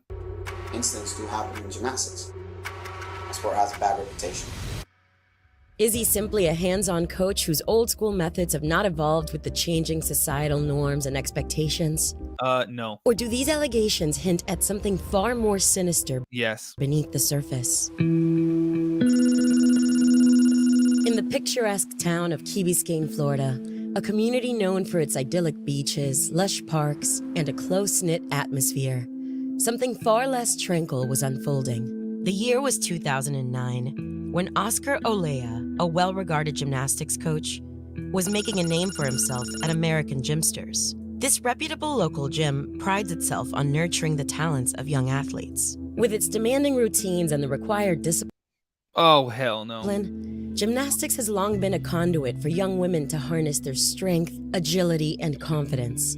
For many, coaches like Olea are not merely instructors, but mentors who guide them through the rigors of training, the thrill of competition, and the lessons of perseverance. On January 26th, the Miami Herald released an investigation into Oscar Olea, revealing over a decade of complaints and rumors about his conduct with young athletes. The Herald's extensive review of police reports, interviews with alleged victims, and scrutiny of social media uncovered allegations from at least 5 individuals. Oh, hell no. Donna, thank you for the donut. Donut from Donna. Y'all, 18 left. 22, 28 left. 28 left. And shout out to Julie. Julie. Thank you for the Off the Grid Galaxy. Thanks for the Cash App. So shout out to Julie. Thanks for the Cash App. Shout out to Megan for getting the merch. And shout out to Vicky for the PayPal. Very sweet of you. Thank you, guys. Seriously, you don't have to do that. Detailing a report of a troubling pattern of behavior by Olea. The Herald reported that a mother posted Jeep Angel, thank you. I see that. Next door, a neighborhood message board, that her 7-year-old was inappropriately touched and subjected to sexual comments by gymnastics coach Olea, including a remark. You sick. Catnip, thank you. About the child's appearance in Spanish. The post, which was removed, urged others in Key Biscayne to report similar experiences. Following this, another parent reported her 4-year-old showed how Olea had inappropriately touched her. The interrogating officer faced the challenge of navigating a sensitive and complex case involving allegations of inappropriate behavior by a trusted Damn. Dude, you are sick. Coach toward minors. This KK Blue, thank you. 80%, y'all. It's what? 19 left. Let's get them. Required a careful approach to collect detailed and accurate information without causing further harm to any potential victims involved or compromising the investigation's integrity. Oh my God. The release of the Herald's findings spurred the Key Biscayne Police Department, in collaboration with the Miami-Dade State Attorney's Office, to launch a renewed investigation into the allegations against Olea. The intensified scrutiny and public pressure following the Herald's report led police to take action, and on February 28th, Oscar Olea was arrested and charged with 2 counts of sexual battery. He vehemently defended his actions to authorities, categorically denying any wrongdoing.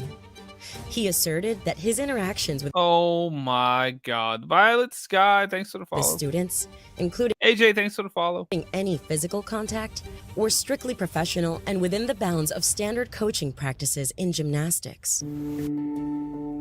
Olea emphasized that the nature of the sport requires close physical guidance to ensure safety and correct form, arguing that any touch was purely instructional and aimed at enhancing a student's athletic performance.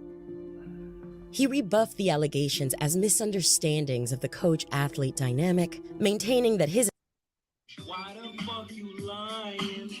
Why you always lying? Oh my God. Stop fucking lying. It's going to say that you tickled them inappropriately. That's within the bounds of the coach to athlete ratio. Dude, shut up. intentions were always in the interest of his students' development and well-being. Yeah, development, all right. Oh, son of a... I hit the wrong button. Aiming to make Olea comfortable before moving into more sensitive topics. This approach is instrumental in reducing Olea's potential defensiveness. Sorry, I hit the wrong button. And encourages openness in the conversation that follows. He's a lead detective right now, and I'm just officer on the side, trying to get into the detective position. So that's why I'm here, trying to learn from him, kind of being mentored right now. So Congrats. Yeah, appreciate it. You try to stay here in Key Biscayne, or you try to move? No, I'll probably stay here. I came from another department, so. Oh, where at? Miami-Dade Schools Police. Miami-Dade School? Yeah. The officer shares a bit about his own professional aspirations and situation, which can help to humanize him to Olea and foster a sense of mutual understanding or camaraderie. So it's like you building that type, like you realize, holy crap, they're trusting me this much. So you have to stay in the position of continuously build that type of rapport and trust. Because fortunately, like you guys, there's great police officers, there's great coaches, but there's a complete opposite side that destroys everything that we do. And as much as you want to be, hey, I'm there for you, on top, boom, boom, boom, here you go, oh, I got you. And I think that's like the worst thing that happened was the fact that I tread lightly with so many people. But then when I started building better relationships with a lot of people, they knew me for a while, invited me over their house here and there, then, you know, you play around. What? In this portion of the interrogation, the officer asks Olea open-ended questions, allowing Olea to present his version of the events without leading him towards specific responses. Okay, so just in your own words, talk to me about this incident that was reported to me. I believe it happened on Monday. Oh, Lord. Stella, thank you. Y'all, 8 donuts left. 8. We can get it. Come on, y'all. Hit the follow button if you're new here. Tap the screen. Look how close we are to 100,000 likes here on TikTok, too. Y'all, just tap the screen like crazy. Let's do it. And YouTube, hit the like button. Rumble, hit the like button as well. I called the incident that we spoke about with the girl and her brother. Oh, okay. Before he didn't rename, he tells me. Ginger! Thank you. Tú dijiste a mi hermana que tú querías comer su porque tiene grande. I looked at him and I'm like, eso es algo que nunca en mi vida puede decir una niña. De ningún modo. Dice, tú dijiste eso a mi hermanita que tiene 6 años, que dijiste que tiene un grande y lo quieres comer. I was like, mire, and mind you, that's where my Spanish starts getting a little bit like this, and I'm like, yo nunca dije eso, de ningún modo, a tu hermana. Y nunca va a decir eso, no solamente tu hermano, cualquier niño. Then later on, he tells me the kid's name. And I'm like, ella, que estaba demasiado contenta con la clase la semana pasada. Que estaba ahí tu mamá y ella y otra niña y otra mamá quería hacer una clase private class conmigo de gimnasia. And I gave him that type of, like this. And for me, I get that faces because the mom has seen me multiple times, pick her up, just tickling, showing the camera, like not on camera, but. Why the fuck you lying? Why you always lying? Oh my God. Stop fucking lying. This dude is fucking lying. Oh God, you're sick, bro. Just say it. Take some accountability for once in your damn life.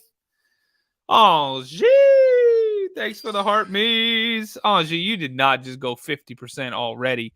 You are crazy as hell. Y'all, don't let Angie do it all. That was easy. Hit me with some heart me's. Thank you, Angie. So sweet. All right, let's keep going. This dude's lying. Right there in the window. Have you ever had a class with her where her mom wasn't there, or they're always her mom's present? The parents are always outside, but there's moments that they're not present. Okay. You know, normal. Yeah. So one thing I used to bring up when I worked in the park is I've always wanted the parents to be present. But you guys know as much as I do. Unfortunately, these kids, their parents never present. I spoke to my employees, and I have girls working for me, and I'm like, okay, tell me the truth. Don't hold back, and that's why I make sure all my employees tell me the truth. Like, please, don't lie. Say it. At any moment, have you heard me? And I said it in the word, and like I said, I apologize to them. Sorry for the language, but you ever heard me say, "Te quiero comer tu porque lo tiene grande," and any of my students, but like, no. Okay, you remember this? You remember? Again, I'm not gonna say her name, and they're like, yes. Okay, the brother was accusing me of this. All of my employees looked at me with the eyes of baffled. One thing I do tell kids, like, hey, I'm gonna bite your butt. And what I do is tickle them. And I tickle them here or in the stomach. Parents have heard me say that when I've been in front of them, just playing around with the kid. Do you remember, like... You what? You literally just said that you tell the kids that you're going to bite their backsides. What? What the fuck? Man, you are crazy as hell for saying that, and you are lying through your teeth. Bruh. I'm surprised it took this long. First time you said that? FBI, open up! That's what should have happened. Specific incidents, like we're saying that to her off the top of your head, or could you have said it to a group that she was in at any point? No, I don't. I wish I could tell you, but I don't. But you just say it generally. Yeah. While you're coaching. While I'm coaching, like if in gymnastics, if you're not fully tight, then the skill doesn't come out. So there's moments where, let's say, this is their leg or the side of the butt. You go like this, tight, tight, because they have to tighten up. The reason why the tighter you are, the easier the skill comes out. And as a man, you were saying some incriminating ass shit right there. How dare you? I mean, I know he's talking about, being like rigid. Maybe rigid was a better use of an adjective there, bro. Not liking that. That's suspicious. That's weird. coach, you want to coach up to a certain extent, then later on you can take a step back and just watch. Like, there you go. Point your toes, point your toes. Y'all, 3 more hand hearts too, by the way. Let's get it. Go on TikTok. 3 more of the hand hearts. And go off the grid. We got 1, 2, 3. 3 off the grids. Y'all, thehauntedSide.com. You can find ways to support the show directly. Go check it out. Links in the bio on TikTok, YouTube, and Rumble. ThehauntedSide.com. Stay tight. And doing this is like just patting legs. Tight, come on. Aside from those type of touches, do you remember ever tickling this particular child? Tickling her? Yeah. Yeah, me and her, the mom saw me multiple times tickle her in person.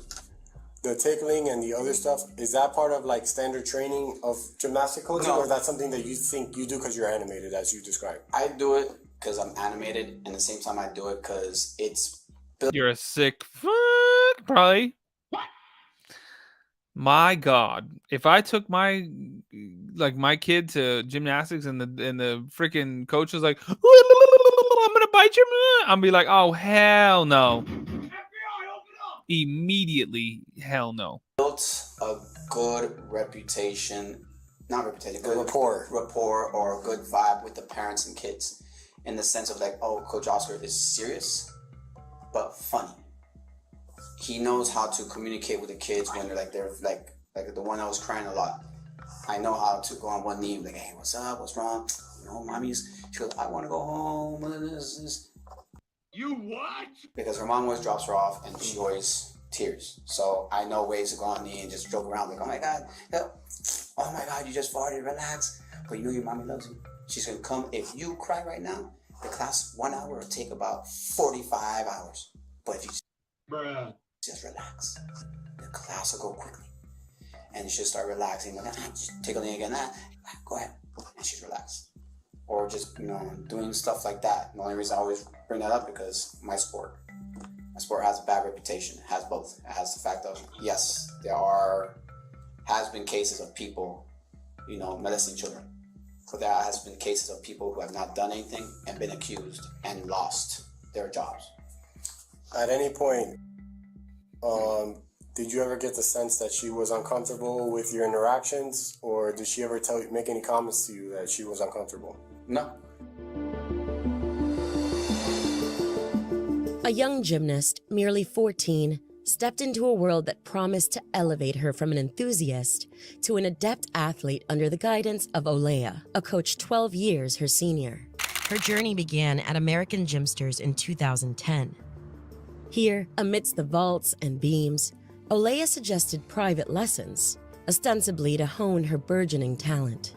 She claims Olea, under the guise of a paternal or brotherly figure, began to exploit the vulnerability of the young gymnast's familial strife.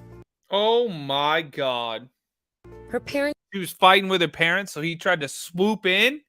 Oh, you are sick, dude. You what? Divorce had left her grappling with emotional turmoil. A turmoil she says Olea seemed to assuage. According to her statements in an affidavit, as the calendar flipped to 2011 and 2012, the dynamics of their relationship underwent a transformation. What was cloaked in the pretense of love and care soon revealed its true form, a physical relationship shrouded in secrecy. She says Olea, wielding his influence over her, insisted this clandestine affair was born of love. Their encounters, far removed from the watchful eyes of the world, reportedly took place in the gym, Olea's car, and an apartment belonging to Olea's mother, nestled in Key Biscayne. Oh, hell no, dude. You are crazy as hell. In one account from the accuser, detailed in an affidavit, the subject held the victim's hand and told her that he would love her. They would be together, her age didn't matter, and they would be married. The victim stated that she was living with the illusion that they would end up together. The affidavit goes on to say that Olea told her not to tell her parents anything. When the accuser's mother reported her suspicions about what was going on with Olea to the police, the gymnast says she found herself ensnared not only by Olea's manipulation, but also by the fear of her father's retribution. She refuted the existence of any sexual relationship to the police. And once she left Key Biscayne, she told police that she put everything behind her and moved on. The second accuser's tale began in 2003 when she became Olea's student at 10. As she grew under his tutelage, she says their relationship also evolved. What the fuck? 10? Just go to hell, bro. Like, go straight to jail, rot in prison, and then burn in hell. However, not into the mentorship it should have been. She alleges that when she was between 14 and 15 years old, and Olea was 22, their relationship had morphed into one that Olea described as akin to siblings. When she was 16, she said he would get more physical during her private lessons. She also claimed the inappropriate touching started when she was 14. She says that by 2009, the relationship had taken a turn, becoming sexual. And much like with the first accuser, Olea allegedly employed grooming techniques that insidiously undermined her ability to see the relationship for what it was: abuse. Dear God. According to the victim, he minimized the gravity of his actions by framing them as natural outcomes of their close relationship. She says this manipulative tactic ensured her compliance and prolonged her silence, trapping her in a cycle of abuse and secrecy.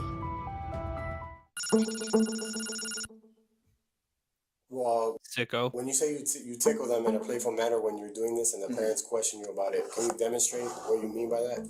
The officer goes deeper into Olea's coaching practices, specifically his use of tickling as a motivational tool. By asking Olea to... Dude, come on. Tickling your 8, 9, 10-year-old students as a motivational tool? No, you know what's motivating? You to go to prison, you sicko. Dear God. What the fuck? TikTok, hit the follow button if you're new here. My name's Patrick. If you like true crime, we're live every single night. Come on in. 9 p.m. Pacific time, y'all, every night. Welcome in. We need 3 more of the hearts, y'all. Hand hearts. Hit me with a hand heart. Tap the screen like crazy. Let's get 125,000 likes. If you guys want to watch the videos too, we're live on YouTube and Rumble. Just search for The Mystery Project. It's on the screen here. Search for The Mystery Project on YouTube and Rumble. Subscribe, follow, do all the things. Come watch the videos over there. We got almost 100 people on YouTube, and we've got 233 people on Rumble. Thanks for the love, y'all. The Violet Sky, thanks for the hand heart. Bam, 2 left, y'all. Let's crush some goals. Explain why he tickles students and how parents and students react to this behavior, the officer seeks to understand the context and appropriateness of these actions. So pretty much, if they're like, for example, I have a student, she's always very, like, she cries for her mom all the time. But the mom knows me. The mom's out. I'll grab, like, I'll go around, like, oh my God, smile, smile. Oh my God. Let me see that face. Oh my God. And I'll just lift them up. Where's your shit? And the mom, half the times, are there. The ones that see me doing that. And that's it. Or, like, I'll go from here, and like, oh, tick, like this. What? Man, that was pretty high up your thigh, bro. I understand that you say that you have to touch all parts of their bodies while you're doing a gymnastics move. I'm talking about strictly professionally as you're doing a gymnastic move. Just depending on the move. Stella! So sweet. 1 left. Y'all are the best. Movement, yes. They're alleging that you touched her butt and chest while she was performing a gymnastics move. Here, the officer directly confronts Olea with the specific allegations against him, asking pointed questions about the accused, inappropriate comments, and physical interactions with students. This direct approach forces Olea to respond to the heart of the accusations, providing a clearer view of his defense and reaction to being challenged. The officer's questions aim to dissect Olea's understanding of appropriate boundaries and professional conduct.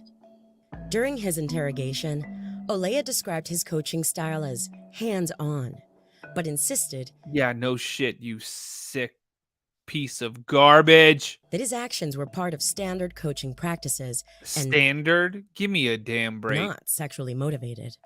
He denied any sexual or inappropriate intent behind his actions, emphasizing the sport's physical nature and the need for close guidance to ensure athletes' safety and correct technique. At certain moments, there's a touch. A chest touch is if they're leaning forward, like too forward, you put chest in, like this.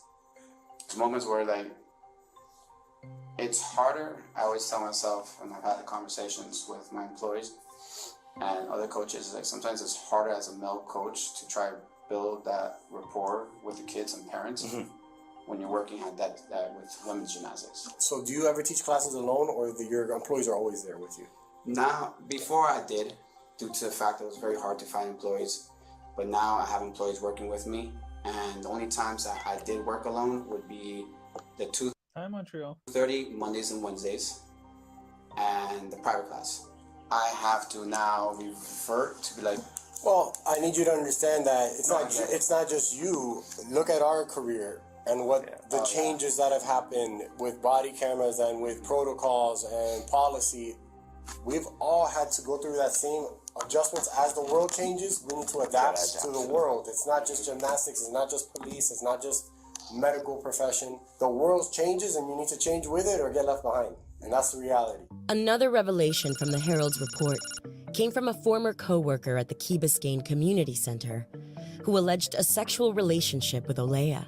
At the same time, she was underage, claiming he supplied... Oh, hell no. Ginger! Ding! Thank you for the hand heart. Y'all, we're crushing goals tonight. Let's go. Let's keep it up. TikTok likes that. See, now we got almost 500 people watching. Damn! ...supplied her with alcohol. According to the arrest form, one of the alleged messages between a victim and Olea stated that he was drunk and high. And the victim oh, hell no. replied, "Please be careful," before he asked for a naked picture of herself. Bro, come on. And the victim declined. Also, yeah, no among these were claims from 2 adults. Violet Scott, thank you. Lulu, thank you. Former students of Olea who alleged sexual abuse as minors. One recounting sexual assaults during private lessons at 13. And another... Yep, you're going to hell, bro. You're going to hell. ...describing a violent rape at 17. With his arraignment... Grapes, grape soda, TikTok overlords. ...that for March 20th, 4 new felony charges were added against Olea in this case. Olea has pleaded not guilty to all charges, asserting his innocence in the face of the allegations against him. Central to Olea's counter-narrative is his assertion that the second accuser was not a minor at the time of their alleged sexual encounters. Oh, that makes it so much better. You still were doing things to your students and you like claiming, oh no, it's all professional. Claim, if substantiated, could significantly impact the legal ramifications of the accusations against him. What the hell is wrong with this guy? Lulu, thanks for the big rose. Y'all, we're trying to get 100 of them big roses. Hit me with those big roses, y'all. Key Biscayne Village Council member Brett Moss and Oscar Sardinas both said they had daughters who took classes with Olea at his studio, Flip Out Workout. Moss said his daughter took classes... They named it that because that's what the parents do when they realize what the hell's going on. You what? They flip out on you. Weirdo. Ugh. ...with Olea up until he abruptly stopped teaching late last year. And only found out why he closed up shop through the Herald's reporting. Further complicating the case is the handling of the cases detailed in the Miami Herald's investigation of Olea. The Key Biscayne police with the Miami-Dade State Attorney's Office had investigated those allegations.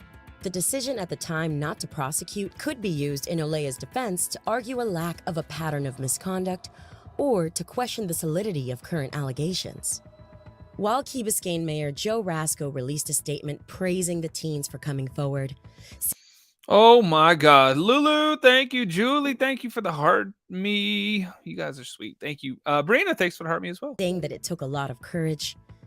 This case illuminates the daunting challenges inherent in proving allegations like the ones leveled against Olea, where the crux often rests on personal testimonies.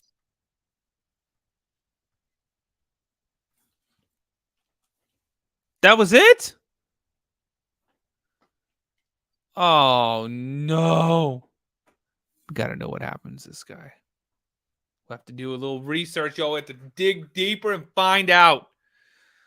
Oh, my God, though. What a sicko. You're going to burn in hell. I know that. Oh, hi, Montreal. Cat's gone wild. Don't chew on that. Get out of here. YouTube and Rumble. I love you guys, but I have got to get some sleep. I'm exhausted. So YouTube and Rumble, I love you guys. Hit the thumbs up button. Montreal just said it too. She said, thumbs up. Love you guys. Have a wonderful night. I'll see y'all tomorrow. 9 p.m. Pacific time. Love you guys. Good night.